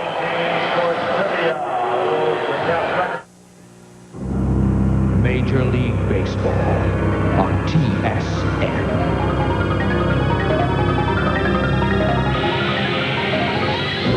Now you know what you're missing. The score has changed in New York. The Rangers may need this one, but the Oilers are the #1 team in the league. It's Dave Hunter, 2-1 Rangers. And here, 3-2 Islanders over Washington. 3:50 left in the second period. Brent Sutter trying to get it out. Held in by Loughlin to Adams, but Hrudey out of the goal to clear it over to Bourne. And Bourne slides it to the Washington line with Barrett, #6, back together. John Barrett trying to clear it. Boutilier held it in, shot right on, and Peeters a save, and then he held it for a face-off. You don't want to let that puck drop at your feet when you've got a Sutter cruising around, because they're always looking for loose pucks. Puck came out near the line, and the quick shot came in. Watch the Sutters head for the net again. #12, there he is, cutting in front. That's the first thing they think about as soon as they see the puck change back into the blue sweaters is go for the net. And they're seeing it on both sides. You're seeing two teams that are willing to pay the price tonight. I think that's the thing, and Washington would readily admit, I think, that they built their club on the line of what made the Islanders successful. And the difference now, obviously, a lot of the Islanders have been there. The Caps lack that experience. Very quiet second period, Dave, after that brawling first period. There's Christian shooting it into the Islanders zone. Dineen fell as he went back to get it. And then Potvin knocked down. Francischetti, a drive by Langway from the point, and Hrudey a glove save on a shot that was about ankle high. You know, Dave Christian has missed about 5 scoring chances just because he's failing to get his stick on the puck. Now watch this. There's the check in the corner. The puck is going to come back out to the point. Now watch number 27 in front of the net when it comes out. Here comes the shot by Langway. There is Christian looking for it, and he missed it. Remember, he fanned down at the other end of the ice during the first period on a pass across that he had a golden opportunity with an open side on that pass by Carpenter. He had one other opportunity where he fanned as well. It's just been one of those nights for Christian. 3:13 left in the period. Here's Langway. Shooting, and Hrudey a glove save, and then he cleared it out to Rich Kromm, who poked it off the boards to the Washington line. Langway back to get it. Now here's Pettersson, number 12. Pettersson, hand on his pass, gets it into the corner. Trottier is there to beat Kromm. Now Christian in the corner. Christian, Pettersson, and Carpenter. Here's Carpenter. Shooting, Hrudey the save. Then Pettersson knocked down, and there'll be a penalty here to Washington. A cross-checking call against the Islanders' Denis Potvin. 2:41 left in the second period. 3-2 Islanders. This is the NHL on CTV. Well, you have to give them credit. It takes time to make a great tasting light beer. So if you've been waiting, your patience will soon be rewarded. A great taste in beer is coming to light. In our upcoming intermission, we will look at the career of Washington's leading point getter, Dave Christian. 2 minutes in the press box, we'll examine the playoff format. We'll also have the highlights, the out-of-town scores, and, of course, the play of the period. Jorgen Pettersson, we've mentioned his name a few times. You look at Denis Potvin in the penalty box right there. He picks it up for cross-checking. He had some great years in St. Louis, 37, 38, and 35. His first 3 years in the National Hockey League, and everybody was saying what a great player he is. But then suddenly he starts to be traded around. And here he's been almost unnoticeable until tonight, and he has been very noticeable tonight. Haworth to Murphy to Stevens with a drive off the glass. Washington on a power play. Bob Carpenter to Alan Haworth. Back to Stevens. Return to Haworth. To Stevens. Back to Haworth. Shooting. Hrudey a leg save on the short side, and then Boyd able to clear it high and down the ice. Up front it is Carpenter, Haworth, and Laughlin for Washington. Murphy with the puck now, and Stevens the point man. Here's Stevens to Laughlin. Boyd tying up Craig Laughlin. Rides him into the corner. In comes Carpenter. Carpenter getting it free on this Capital power play. Back to Stevens. In front to Haworth. Fire. That hit Boyd. And Flatley is there to shoot it away. Washington scored the last time they had the man advantage. They're 1 for 4 on the power play tonight. 9th best in the league in power play percentage. They have 80 power play goals. Meanwhile, the Islanders are 8th best in penalty killing. Here's Pettersson. Drops it back to Murphy, now to Pettersson. Pettersson, a great puck handler. Side of the net to Adams, and Hrudey with a glove in midair to pick that up. And now Dineen getting into it with one of the Capitals. Well, what a save by Hrudey. He was falling down, and he was going down on his back. He just snapped it out of midair. It was going to come down in the crease, but again, you saw what Pettersson has been doing in this hockey game. The Capitals, when they traded Doug Jarvis to get Pettersson, they wanted somebody who could play offensively. And Pettersson has clearly done that job here tonight. He's kind of picked up the slack for missing a guy like Gartner. Now this puck just bounces up in the air, and there it is in his glove. But notice how he kept his eye on the puck. Keep your eye on the object. Here's Pettersson, those great moves. You talk about his puck handling, a great play into the goal mouth area. And look at that. And I tell you, he was battling the stick there of Greg Adams, who has been very much in evidence this period, too, perhaps because of the play of Pettersson, who's been giving the puck to him a lot.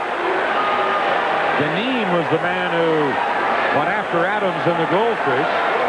Well, Adams could still see a loose puck there, and now where Dineen is going off, and with a minute 12 remaining in the period, we'll just have to wait for an announcement here. I would think it's because of coincidental minors. which really wouldn't, because it certainly was Dineen. Adams wasn't doing anything that he wasn't supposed to be doing. He was just in there whacking at the puck. I'm not sure that we've got a look here. We're going to have to find out. Tell me something, Dan, you watched Pettersson through those early years in St. Louis. What happened to him? Why all of a sudden does a guy who looked so great at the beginning be traded around as he has? Hard to explain. He's got great talent, great hands. They didn't feel he was aggressive enough. They didn't feel he was that sound defensively. But he sure has a great pair of hands. I think playing against him, he looks like he has a tendency to sleep a little bit.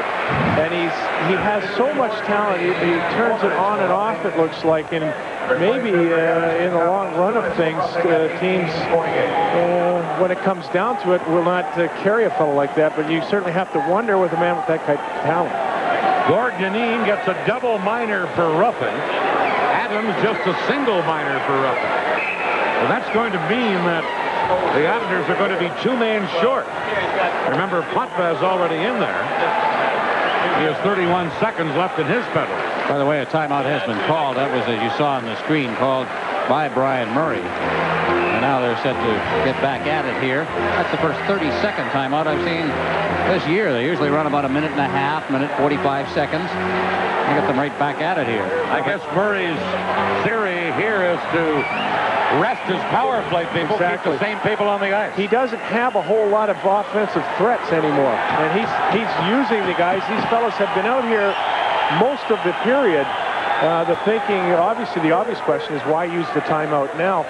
Washington admirably has gotten themselves well back into this hockey game, and I think he's looking now to go into the period tied. Now, you're dealing with a young team here, Dave, and you know, they have every excuse to say, oh, we're done. You know, we lost Gartner. He underwent knee surgery at noon hour today.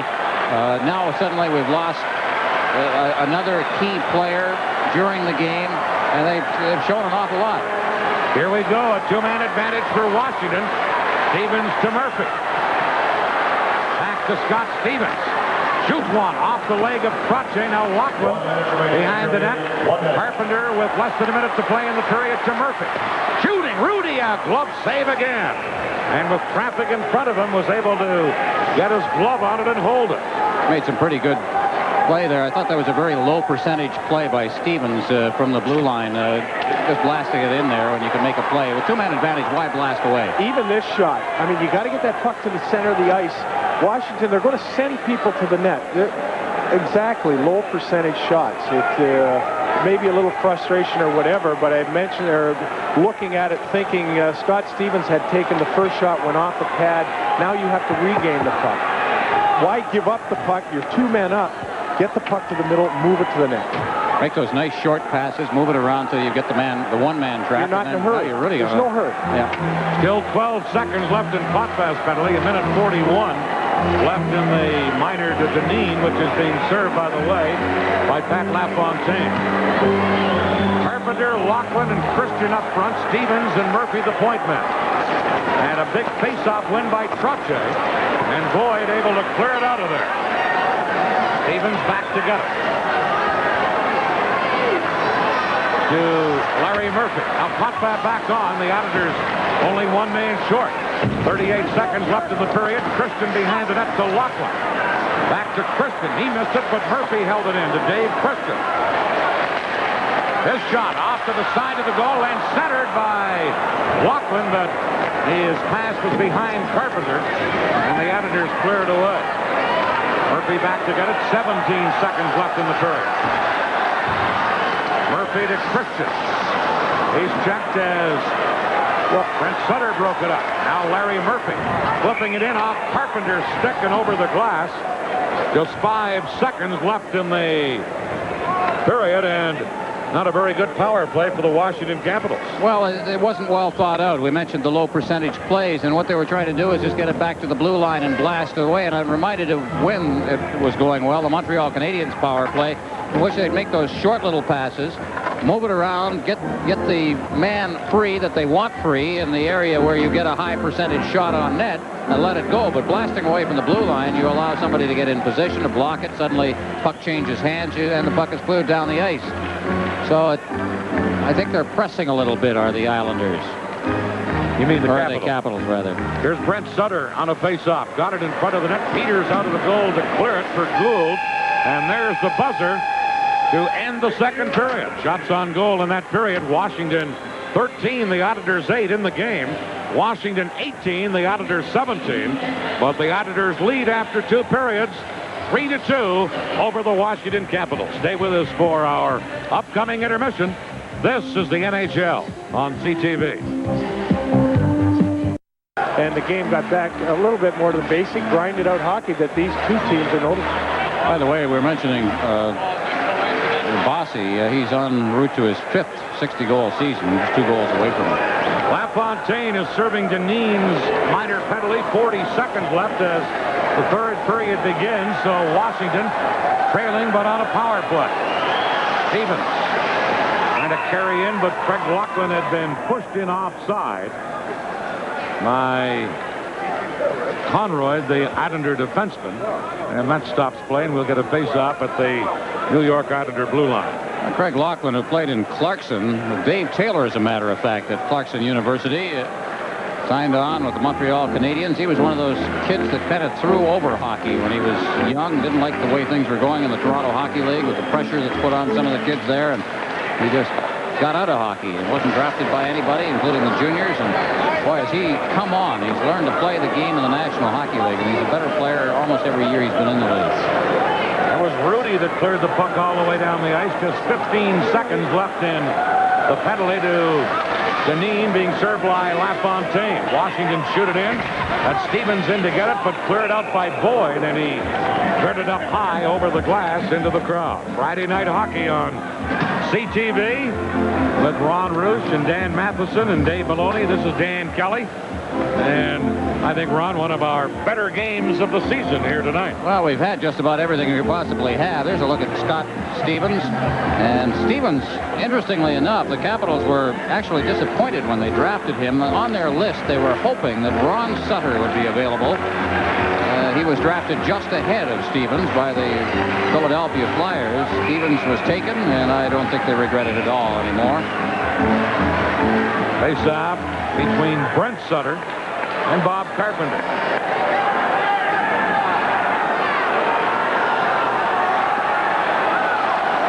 Puck drops. Christian against the boards with Potvin. Potvin cleared it behind the net. Franciscetti gets it back to the point. Oh, a save by Hrudey. Another shot just went wide. And now in front of the goal. Penalties coming up as Bourne and Carpenter get into it, and Bourne and Carpenter will head for the penalty box right here.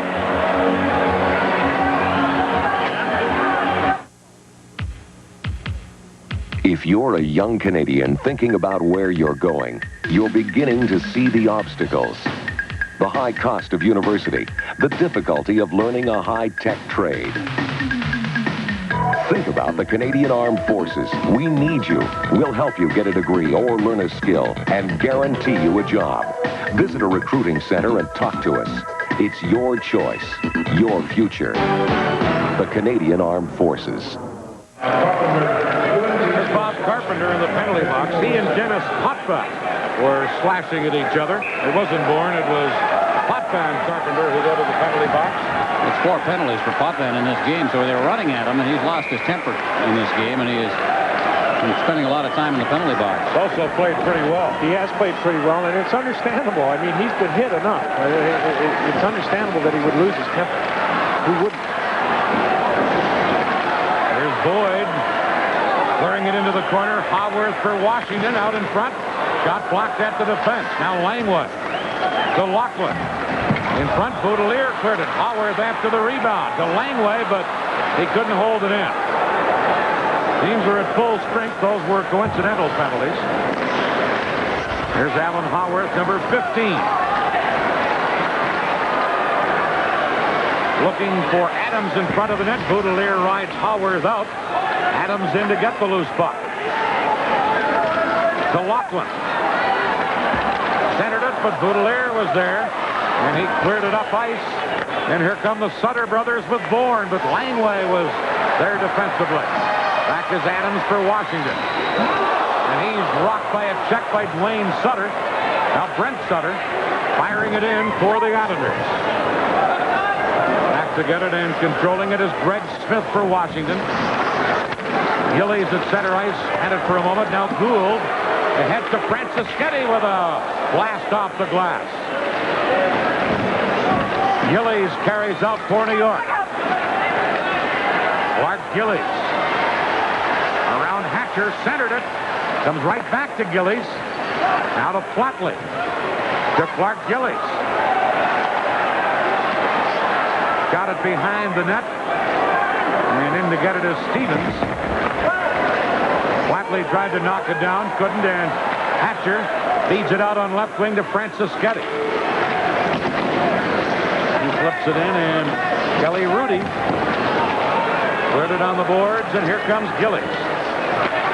To Flatley at center. The Islanders with a 3-2 lead. Flatley moving into LaFontaine, but Gould was checking. Now Flatley shot from the slot, wide of the target, and the Capitals clear it into center ice. Here's the rookie Steve Leach. Flips it in. Randy Boyd back to get up to Kromm. Now Pettersson just dropped it back to his own line to Murphy. The number 12, Pettersson. Pettersson fakes the shot, then was checked by Boyd. And Randy Boyd feeds Rich Kromm with Bossy. Bossy trying to get around Barrett, centered it, and Christian was there to clear it. Boutilier held it in. Couldn't get a shot off, and Pettersson headmanning it for Murphy. Now a 2-on-1 break to Shane. Centered, Boutilier knocked it away. Now Murphy's shot blocked. Here's Christian. Centered, but Bossy intercepts, and New York come back. And Bossy just flips it in and heads for the bench. Murphy up the middle to Duchesne. Now to Christian. Shot in. Barrett in there to forecheck. Islanders clear it. Held in now at the point by Adams, and it's Brett Gilbert flipping it to center ice. Barrett at his own line to Murphy. Ahead to Haworth, but Steve Konroyd was there to break it up, and back comes Hamway, trying to go around Langway. And Rod Langway took it away from him. Hamway steals it back. In front to Makela. Big save, Peeters on Mikko Makela, and then he smothered it. 3-2, the Islanders still lead. This is the NHL on CTV.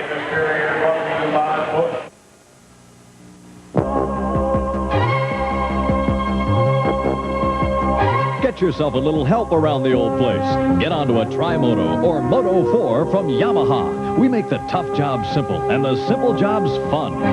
Maneuverable, easy to drive on long-lasting 4-stroke engines. Serious workhorses that can still have fun when the work is finished. And new this year, the innovative 350 ER. You know what you need. Now you know exactly where to get it. Pete Peeters, a fellow who helps his team out a bit. Well, Jean Perron, the coach of the Montreal Canadiens, says sometimes he upsets his own team, sometimes clearing the puck into the crowd, as he often does, somewhat on the borderline of the rules. But he's one of the best at shooting the puck. He's also one of the best skating goaltenders in the NHL. Talk about skating goaltenders, and there haven't been that many great ones. There's a shot by Potvin, turned aside by Peeters. Brent Sutter tried to drop it back, but now Schofield cleared it near the Islander line. Brent Sutter comes up with the puck, and now we have a fight going. Franciscetti and Denis Potvin. Well, Potvin just hasn't got any more patience, and Franciscetti gave him a cheap shot. I don't blame Denny for this one. He just turned around and went right after him. Dave, you saw it all the same as I did. You're looking across the ice, and there's just been too much of that. It was a clean check that took Gustafsson out of the game. It was not a bad check at all, and he's just been taking too many shots. He certainly has, and this is not a case at all where he is involved. Potvin was just turning up ice. Franciscetti two-handed him one, and Potvin really just turned back more to say something to him, and Franciscetti just did it. The officials are having a heck of a time separating Denis Potvin and Lou Franciscetti.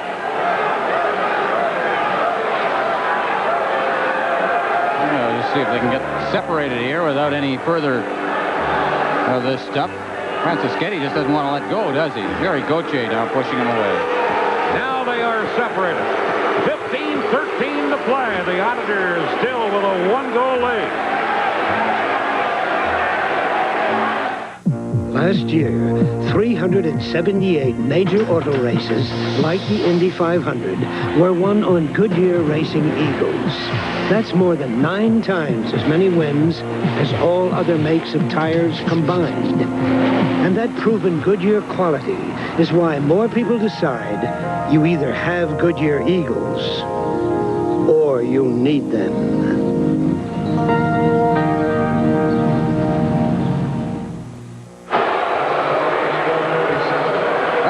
On CTV, a sports special, the Tournament Players Championship from Ponte Vedra, Florida. Sunday, 4 o'clock. Watch the best in the PGA and the Players' Own Tournament, the Tournament Players Championship from Florida.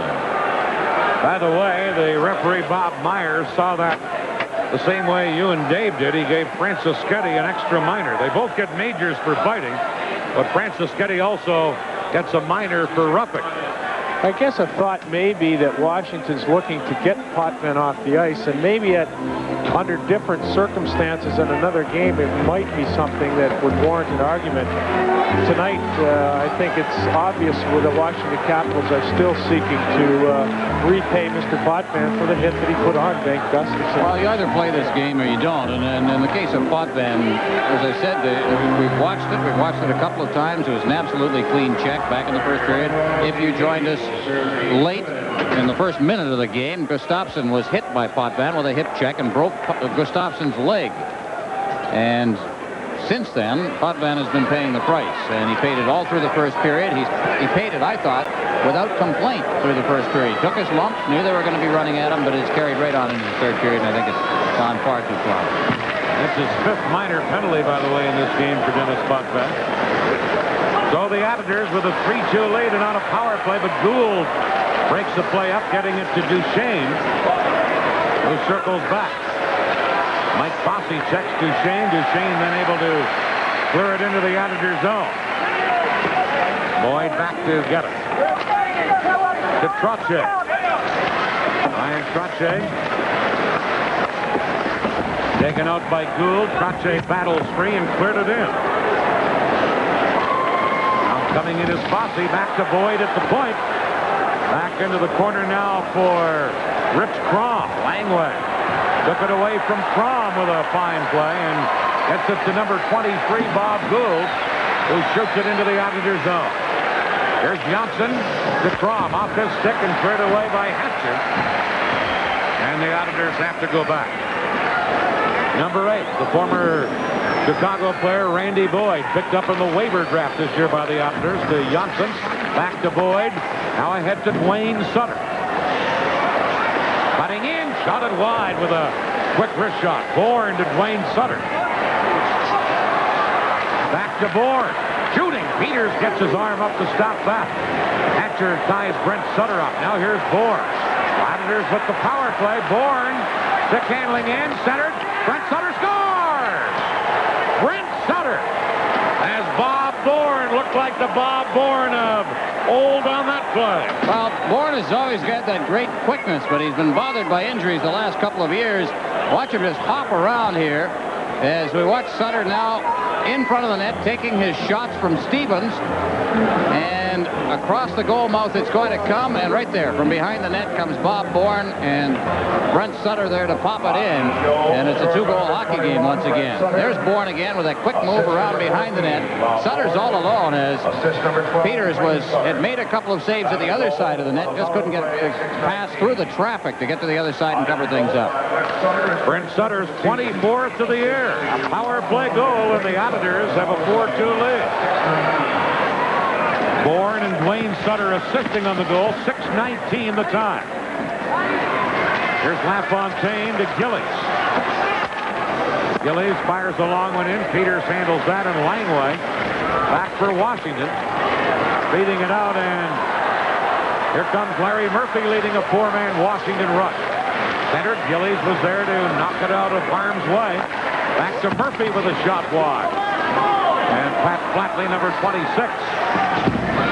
gets it into center ice to LaFontaine, who fires it into the Washington zone. Murphy back to get it to Langway. Now to Loughlin. Clear to the New York line, and Boutilier has it there. The Boyd into center ice. Pettersson knocked it away. He blocked and he scores! Frank Loughlin!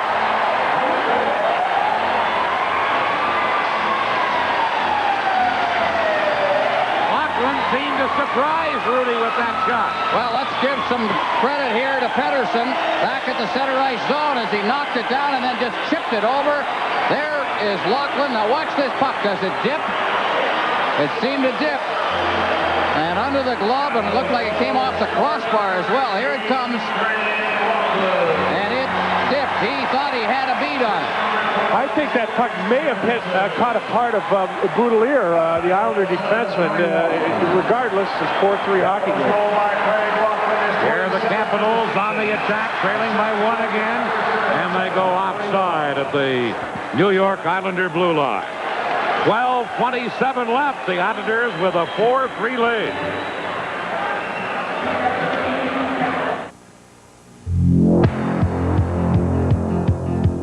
Wouldn't you?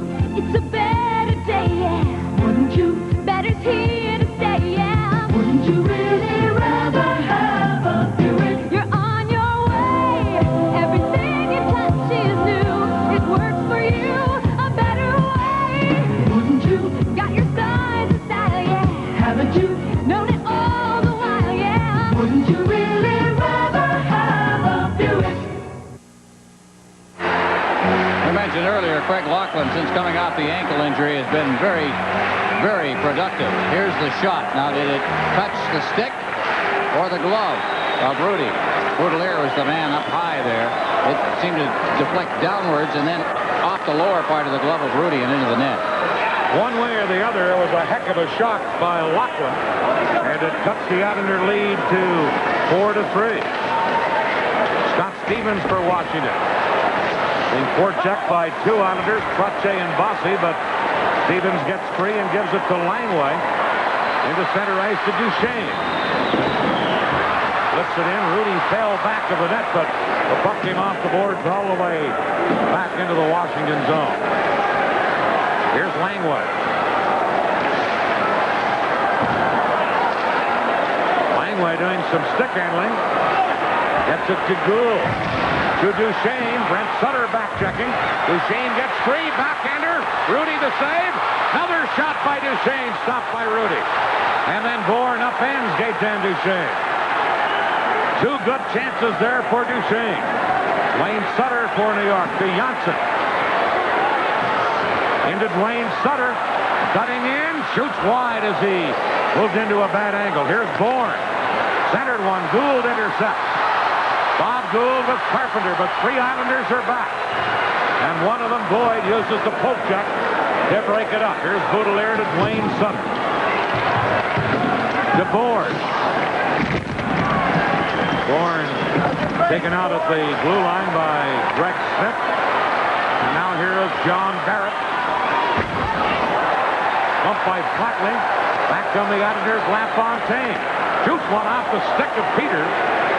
And up into the crowd. And we're down to 10:40 remaining here in the third period. Oh, we've had a terrific hockey game here at the Capitol Center. The fans are up. They're trailing by a goal, but the Caps have never appeared to be out of this game. They've struggled to keep staying in the game when they've been down by two. Two great chances here. Duchesne's number 14. The backhand shot, then it came out, and he got a forehand shot. And Hrudey, there's the value of staying on your feet.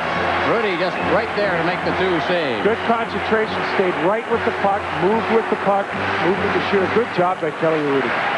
Here is a shot from the point by Boyd to the Islanders, and a glove save by Peeters in traffic, and he held on to it. Talk about great skating goaltenders. Peeters, one of them, has got speed. People like to talk about Jerry Cheever's Did you ever play with Gilles Villemure? They tell me that he was a tremendous skater as well. He was quick. I think the best guy, when Jacques Plante passed away a couple of weeks ago, and his greatest impact, we watch all these guys, the ability to handle the puck. Yeah. Tell you who else was a great skater was Glenn Hall.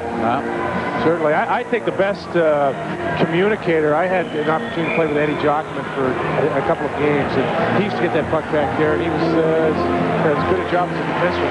Well, the guy who's underrated in that department, I don't know as a skater, but as a shooter of the puck, certainly is Grant Fuhr of the Edmonton. They can all shoot him now, though. That's the big difference. They all have the ability to move that puck. Here's Hatcher for Washington. Into center ice to Pettersson. Back to Carpenter. Return to Pettersson. Just missed, and Hrudey then cleared it away. Now Carpenter backhanding it just wide. Carpenter in the corner. Center. Pettersson couldn't get it. There's Hatcher at the point.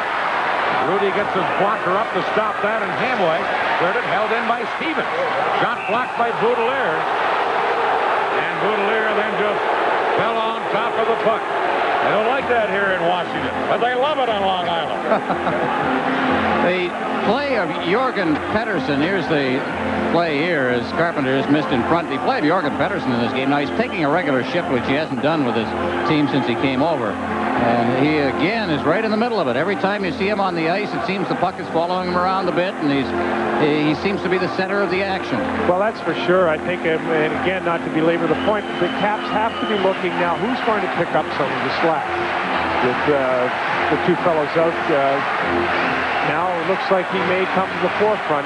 So the Caps are hoping to play a lot more hockey, and they're going to need guys like Haworth and Pettersson to pick up the slack. Well, the guy who's really been slugging it out in this game is Bobby Gould and also Adams. Take a look at some of the big hits that have been levied in this game by the Capitals. They have been doing a lot of the slugging. Don't forget Gaetan Duchesne in that slugging department, too. They've got a few of those guys. Face off, won by New York as LaFontaine got it. Hot bat at Gillies. And Gillies chops it off the boards into the Washington zone.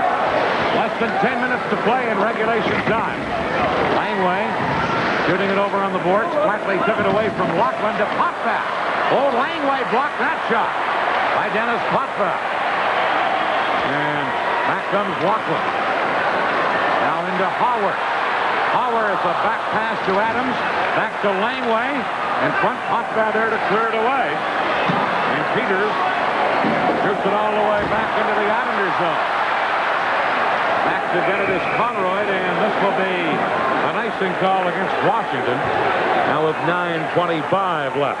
How about a defenseman's view of this one? Rod Langway stood there and took a high shot off his shoulder. I don't know what kind of price you have to pay to win a hockey game, but sometimes it's a very dear one. As Craig Loughlin looked very tired of the Here they are now. Denis Potvin has got a great shot. Now watch Langway, number 5 in front of the net. Took that first shot and then was up and looking for the second one. Dave, how many times have you done that? Truthfully, none. And that's probably why Rod Langway won the Norris Trophy, and I wasn't even mentioned in the same breath. But no, that's obviously Rod Langway is certainly an impact defensively. The question being, with the Coffees and the Forks, where are the old-timers, old-time style defensemen? Well, Rod Langway certainly epitomizes that. There's the shot from the point, loose in front. Peeters a save. Another save on Trottier. Now Bossy shoots one up high and right up over the glass into the crowd. 9:13 to play. Mike Bossy has 2 goals for the Auditors. Pat Flatley and Brent Sutter the others. The Washington goals by Kevin Hatcher, Alan Haworth, and Craig Loughlin. Those, of course, were prior. The stats on the screen were prior to tonight's game. 2 times Bossy's won the Lady Byng. Dan, you think he shouldn't be considered again this year? 12 minutes and penalties. I'd say he's my candidate. Puck flipped up over the glass, although I haven't checked some of the other penalties. The other guys with 58 goals. He's a true Lady Byng type player, Mike Bossy. A gentlemanly player with great courage, takes his punishment, and scores his goals. He certainly is. As we continue to look at Michael Bossy, from day one, I think he had taken his lumps. The question was, until the Islanders got over the hump, whether he would be able to pull through thick and thin, but he surely showed his true colors. Here's Scott Stevens giving it to Larry Murphy. Back to Stevens. Washington trailing by 1, trying to get out of their own zone. And Carpenter just kicks it down near the Islander line. Trottier back to get it. To Konroyd, flipping it near the Washington line. And now here comes Murphy. Into Leach, back to Murphy, trying to get it to Gould, but just tipped away by Konroyd. And the Islanders shoot it to center ice. Murphy has it there to Leach, ahead to Gould. Gould moving in, shoot one against the chest of Hrudey. And Kelly Hrudey held on to it. We have 8:24 left, 4-3 Islanders. We'll be right back. If you think a test drive is only a test drive, now the GM Vacation Drive just made it a lot more fun. To enter, take a test drive and you'll get this special GM guide to family vacations. Plus a chance to win one of 43 trips for 2 to Expo 86. Plus the grand prize, a vacation cruise. So don't miss the boat. Get details at all participating GM dealers by May 17th. At GM, there's always more to value than just the price. The Calgary Flames are winning on the power play tonight. All 4 goals with the man advantage. Hawk and Lube, 2 of them. Joey Mullen has also scored in the second period, his 39th. They lead the Jets 4-0. Here we have 8:24 to play in the third period. The Islanders 4, Washington 3. Quick shot by Laughlin from the faceoff. High off the glass. And Brent Sutter then is able to get it out of the zone. Langway over to number 19, Smith. Back to Langway. Washington trying to come from behind here and increase their first place lead in the Patrick Division. This is a game in hand they had on Philadelphia, but right now they're trailing. Brent Sutter, long shot. Bourne in on the boards to try and hold it in for the Islanders against 2 Washington players, and it's held there. And the faceoff will be in the Capitals' end of the ring. Bob Bourne, there's one of the... people don't remember that Bob Bourne was not drafted by the New York Islanders. He was drafted by the Kansas City Scouts years ago. And one of the best deals, I guess, Bill Torrey ever made was one of his earliest deals when he acquired Bourne from the Scouts in a deal that saw them send to the Scouts Bart Crashley back in 1974. Remember Bart Crashley, the defenseman? And Bourne has played some very honest hockey with the Islanders. A lot of people thought earlier this year and last year that Bourne might be on his last legs as an Islander, but he's come on in the last part of the season and has played his best hockey of the year. So talking to him before the game, he's very confident. You know, it's tough to be confident when you're not playing. And you hate to play, you're not playing, and you have to question yourself. He's a confident player. Here are the Islanders sending 2 men in. Mikko Makela getting it to Hamway. Now back to Dineen. Over on the boards. Pettersson jamming up there with Makela, and then the Capitals clear it to center ice. Here's Gord Dineen to Potvin. Back to Dineen. Lead pass to Hamway. Dropped it to Makela, but Hatcher was there defensively for Washington. And Christian then feeds Pettersson. Ahead on the far wing to Carpenter. Quick shot. Hrudey the save. Rebound. Christian stopped by Kelly Hrudey. And back comes Makela, number 24, with Gilbert. 2-on-2 break. Makela's shot is up high and right up into the crowd. Mikko Makela, one of 2 Finns that has come to the New York Islanders. 4th-round draft pick, as you see there. He has no goals in his last 13 games. They've moved him from right wing to center, and they're trying to help him out a little bit, but it's just not going very well for the youngster right now. You get into these slumps, and you mentioned earlier, Dave, you get into a slump as a young player, and well, you just have no idea how to handle it. I'm sure he scored a lot of goals when he was in Finland, never faced a slump. He was a star every league he played in. Suddenly hits the National Hockey League and they don't go in anymore. The thing is, every player here was the best player in the area growing up, and it's difficult when everybody else is good. You're slumping. It's the first time. It's very difficult. Mr. Roosh. How about Yeri Curry as a Lady Byng candidate? Only 20 minutes in Penalties. That's right. He's not having a bad year. No, I didn't say it was a lot for Mr. Bossy now. They'd be 2 excellent candidates. There's Konroyd trying to flip it in, and the play is offside at the Washington blue line. I just wanted to give the other side of the story before, You always do that to before me. the postman from Edmonton Starts. gets overworked. Yeah. I'll tell you, there's Steve Konroyd, late of the Calgary Flames, by the way. Interesting thing about Bill Torrey and the way he's run this franchise.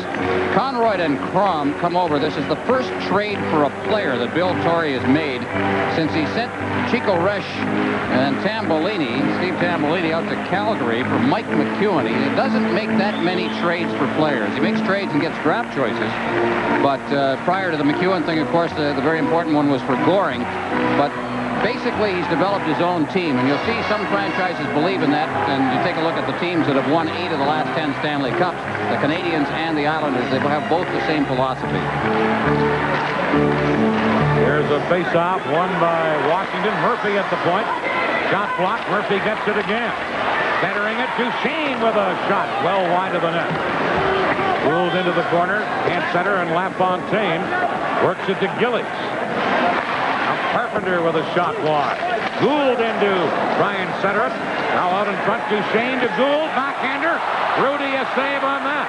Here's Duchesne to Leach, but he couldn't control it, and Flatley comes back for New York. Stevens broke that up. And then Flatley winds up kneeling on top of the puck. We're down to 6:14 left. The Islanders with a 4-3 lead. This is the NHL on CTV.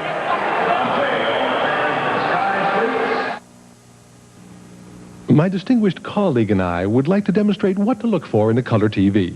In particular, the new Sony Trinitron TVs, now with mirror black screens. Watch closely. Mirror black gives you blacker blacks, and whiter whites. In all modesty, it's the sharpest, clearest picture in the history of Trinitron. See the difference at your Sony dealer. Once you do, choosing a color TV should be as simple as a black and white. Reminder of CTV's Wide World of Sports. Tomorrow afternoon, 4 o'clock Eastern, you'll see the Canadian Freestyle Skiing Championships from Mont Gabriel, Quebec, with Brian McGorman and Mark Brennan. Also a feature on young racing star John Jones, racing Formula 3000 in the motor racing sport right now. That's tomorrow at 4 on Wide World. And tonight, the Islanders with a 4-3 lead on Friday Night Hockey on CTV over Washington. The Capitals trying to come back from behind. Here's Alan Howarth accepting a drop pass to Lachlan. Loose in front. Hrudey cleared it away. Now Smith at the point to Brett Lachlan. Lachlan got it in front. Knocked away by Boyd. Here's Smith. Shoots one. Hrudey a save.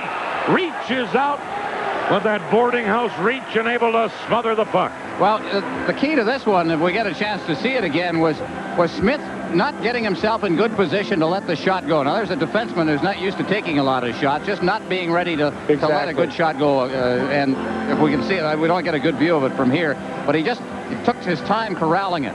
Well, that's the thing. There's a fellow that is not noted for his offense, and the Washington Capitals do not have him here for offense. But in age of offensive hockey, just that slight hesitation gives Hrudey a little opportunity, a little better chance to set up.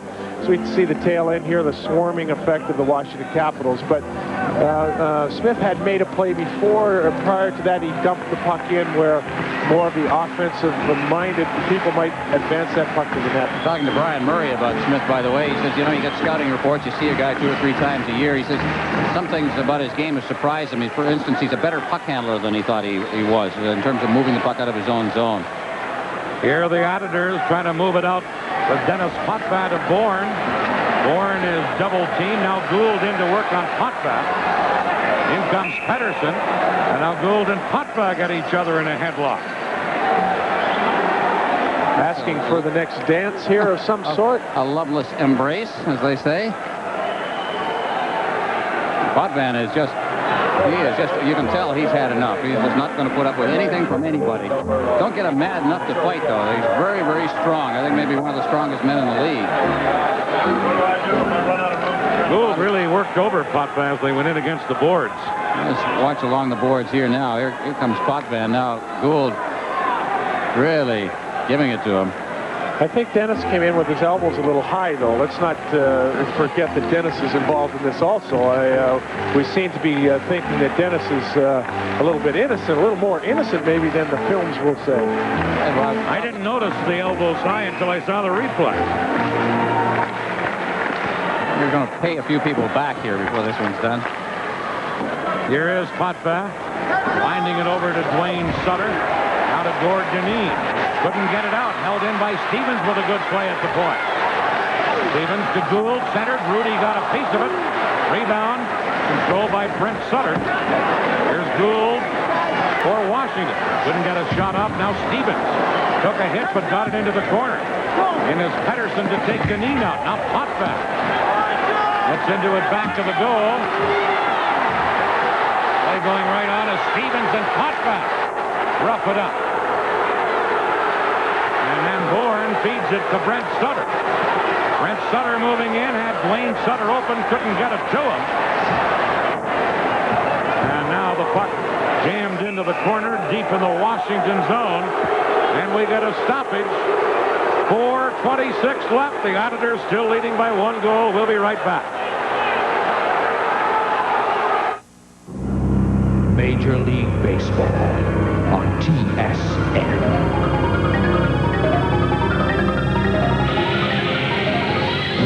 Now you know what you're missing.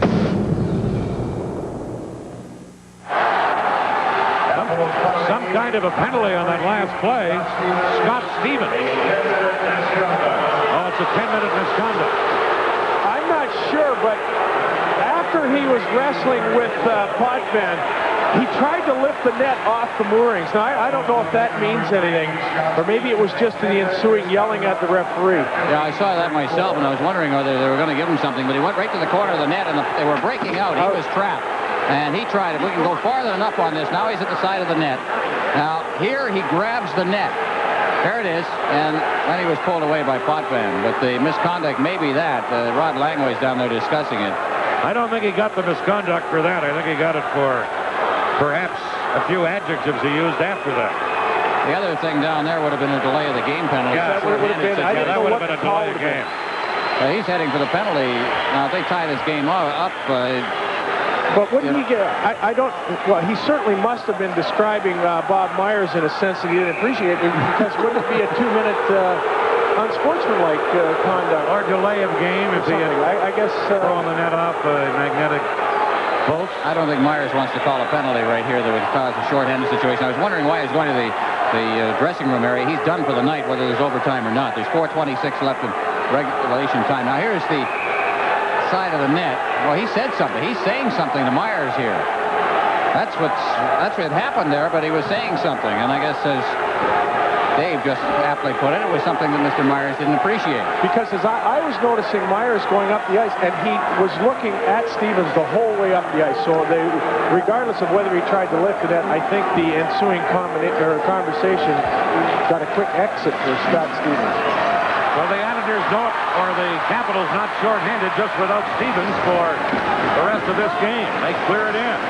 Adams into Voracek. Jonsson there to try and clear it away.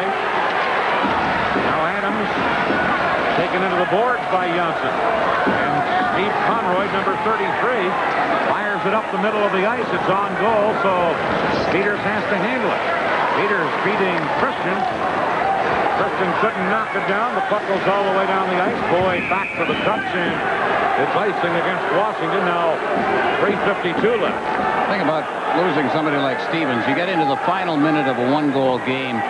Scott Stevens, Brian Murray likes to put him up front on power play situations in areas where you want the front of the net crowded. Now they don't have him.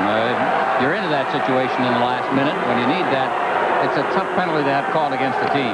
Certainly, and I just obviously it was something that warranted the 10 minutes. In the meantime, Scott Stevens has certainly developed that star presence. Even tonight, he's been watching him on the blue line. He seems to hold the puck precisely right. He moves the puck very well.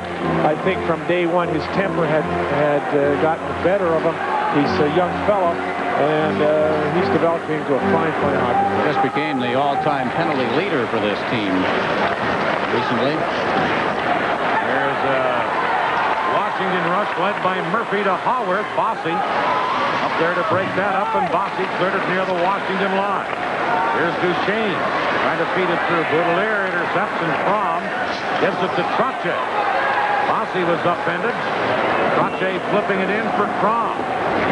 Here's Peeters away out of the net, but Langway gets it free on the boards to Gould. Here's Boutilier from the point. Shot wide of the net. Bossy and Duchesne into the corner. And Duchesne gets it to Alan Howard.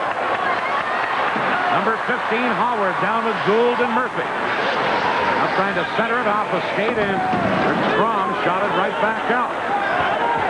Murphy for the Capitals. To Duchesne. 3 minutes left in regulation time. Potvin took Duchesne out, and Dineen comes up with the puck back to Potvin. Now to Gillies. And over to LaFontaine, who gives it back to Denis Potvin. To Clark Gillies. Christian with the puck. Checked by Flatley from behind. And then Adams flips it in with Potvin back to pick it up. To Dineen, to Flatley. Flatley looks for LaFontaine and hits him. LaFontaine, checked by Hatcher, drops to Flatley, and Smith blocked his attempted shot. Now Dineen at the point, shoots one off the side of the net with that drive. Centered, and the Capitals, Smith is there to clear it. And here's Christian to Carpenter. He's checked in Flatley and fires it away. And Hatcher has to go back. Peeters clears to Christian at center. Dave Christian, checked by Duane Sutter. And here comes Bourne for New York. Bourne fires it in. Langway back to get it. A minute 50 left. Islanders with a 1-goal lead as Langway lugs it out of his own zone. Over to Francischetti with a shot wide of the net. There's Murphy. Penalty coming up here to the Islanders. Now as Konroyd gets the puck, a holding penalty coming up against the Islanders, and Washington will get a chance here. Let's go to Dan Matheson. The score is a little closer now, Dan, in New York tonight. Mark Messier in the third period has made it 4-2. Rangers lead the Oilers. In Calgary, Winnipeg, Calgary. It is now 4-1 in favor of the Flames. Roy Boschman has scored for Winnipeg, all 5 goals on the power play. After 20 complete, no score yet in Vancouver. Big game in the Smythe, the Kings and the Canucks.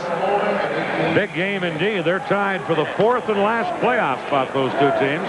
Meanwhile, Konroyd just gets a holding penalty for the Islanders. Myers had let a few of these things go, and suddenly he decided to call it. There it is. It's clear. And I'll tell you what set this up is... He pretty well had to call that. Man was wide open in front of the net. He had to call it, but what caused that, what precipitated the problem in front of the net with Langway getting loose in front, was the fact that Duane Sutter had been trapped way up the ice and was very slow getting back. It looked like he was at the end of his shift. And Langway just burst in and caught up to the plate, knowing that the man was trapped, and he got right into the play in front and drew the penalty. But what a time to have it called now, because now we've got Pete Peeters looking over the bench. He's going to be headed for the bench, so there could be a 2-man advantage here. Don't you think he pretty well had to call that penalty? I think he had to call it only because it was in the middle of the ice, and that's where the play was. You know, he had in scoring possession. Yeah, it takes the scoring chance away. That's the thing. But isn't this a fitting end for this hockey game? Great hockey game. A minute 32 left. Islanders 4, Washington 3. Capitals on the power play. Carpenter, Laughlin, and Howard up front. Henderson and Murphy the point men. And Trottier doing his job, winning the face-off, and then trying to freeze it against the boards. And we get a stoppage now with a minute 25 left. Always like to see who is put on the ice in these key situations. And there you see as good a man in the final minutes of a close hockey game you're ever going to see in the National Hockey League in its history. Bryan Trottier. And who says that Mike Bossy isn't a key man defensively, too? He's out there along with Potvin. You're looking at 3 guys, Potvin, Trottier, and Bossy, who certainly were instrumental in the glory years of the Islander franchise. And when it comes down to crunch, you have to go with the guys that have been there, and they've certainly been there. The other guy out there is Gord Dineen, by the way, who obviously gained the confidence of his coach. Washington winning the faceoff. Peeters is off. Now 6 attackers. Here's Murphy. And his shot off is sticking up over the glass, and now Langway and Dineen push at each other. Washington on a power play, and with the goaltender off now, using 6 attackers. There's the offensive defenseman on this team, Larry Murphy. He can move the puck. He set the NHL rookie defenseman scoring record when he came into the league playing for Bob Berry out in Los Angeles. And he knows how to move it. He knows how to make the play. I think that they, in the last 2 years in the playoffs, Larry Murphy has been pretty well invisible. Even tonight, as in the thick and thin, we've seen Hatcher, we've seen Stevens. Murphy has an awful lot of talent offensively. He just sometimes, it's difficult to explain. Sometimes he just doesn't seem to get involved that you think his talents would allow him to. It's known as intensity. Sometimes it isn't there. Now Peeters is back on the ice with this face-off just inside the Otter blue line. Peeters is halfway to the blue line. But the puck comes down the ice, and Peeters is out to play it, giving it to Murphy. 1:05 left. Here goes Peeters to the bench. The Capitals on a power play with 6 attackers jumping in. Potvin with less than a minute to play, trying to clear it. Murphy held it in, but Trottier is there to clear it down the ice. And going back is Christian. Managers are shorthanded, so they can ice the puck. Here's the lead pass to Laughlin. He missed it. And as Potvin hustles back, this will be icing against the Capitals. And with 40 seconds left, the face-off will be back deep in the Washington zone. You know, Dave, what we're seeing again is the same thing as we saw with the 2-man advantage earlier. They are not making the high percentage passes. They're giving up possession. Why in the world would you give up possession when you have the 2-man advantage, in effect, with the goaltender out? We had made an issue before of, speaking of, most successful teams have a take-control guy behind the blue line. Now with Stevens gone, Hatcher's a young... I don't see anybody on the Washington club that's going to take that puck up, take control, and make a play. Not just with Stevens gone, but with Gustafsson out of there, with Gartner out of there. Exactly. They're really looking. So you're looking now, and nothing against the capabilities of a Rod Langway, but in this certain instance, you have to have that guy that has the moxie to take control, make the play, and as a result, you're searching for that high percentage move as you spoke, Ryan. Oh, last-minute instructions here from Brian Murray. You know, we talk about awards that we can't vote on. There's one we can vote on, and that's Coach of the Year. I look at the job he has done. He won the Coach of the Year 2 years ago, and nobody has ever repeated as Coach of the Year. But he's shifted 3 players from one position to another, 3 different players. They all had career years. He's got the second-best record in the National Hockey League. And he has really put this team in a position where it has to be a threat for the Stanley Cup this year. They're over 100 points. They're going to be the highest point total in the team's history. Brian Murray deserves a good look. I'll tell you another guy who deserves a good look is Glenn Sather. And nobody. Yeah, I was going to say that. Yeah. He's never won it, and his club has won the Stanley Cup twice in a row. I think people take a lot of credit away from Sather because he has a guy like Gretzky on his team. But he has to be a candidate. They're going to have the most points in the league again. Peeters is back in. We're down to 33 seconds left as the Islanders, still shorthanded, try and hold it in there. Potvin did, but it's knocked out to center ice. Brent Sutter got it in. Here's Howard giving it to Murphy. Ahead to Laughlin. Peeters to the bench again, but Flatley is there to clear it down the ice. It'll be wide of the net, just 14 seconds left. 4-3 Islanders. Here's Christian jumping it in. Carpenter in to get it. Centered. Oh, and Haworth was open, couldn't get it. Now a shot by Christian, and it's grabbed by Hrudey with 2 seconds left. Oh, Haworth was wide open in front of that net moments ago, but couldn't get a stick on the pass. Well, it was an open net to shoot into, too. All he had to be was a half a step deeper, and he had a great chance as he cruised in front. The puck just came across the goal mouth area. Now we've got 2 seconds left on the clock. You're going to see the most difficult face-off to get underway of them all in this game. There's going to be jostling. Here's the pass out in front, and look at Howard all alone. Hrudey's covering the post. No way. He's a half a step ahead, and he's got just a clean deflection into an open net. I think that was the Caps that want to advance the puck to the net. I think the intention of the passer, I don't know who passed, ended up across. I think that shot was headed to the net. It hit the defenseman's stick. So the thing came across so quickly, you can't blame, obviously, Howard for not being there. It just there was a bang-bang thing and not able to get his stick on the puck. By the way, with Denis Potvin, the center of attraction here tonight, his brother Jean, a former NHL player, is the Islander radio broadcaster, does the color commentary for the Islanders radio broadcast. And they're right off to the side of us. And has he taken some abuse from these fans here tonight? I don't know what Jaws had to do with all of this, but they're really giving it to Jaws. The 2 seconds. What the Capitals hope is it's almost 3. And Sutter wins the face-off. This game is over. And the Islanders defeat Washington 4-3. Washington missed a chance to increase its first-place lead on Philadelphia. They still lead the Flyers by a point. Shots on goal on the game. Washington 29. The Islanders 26. And the Islanders hold on for a 4-3 victory over Washington.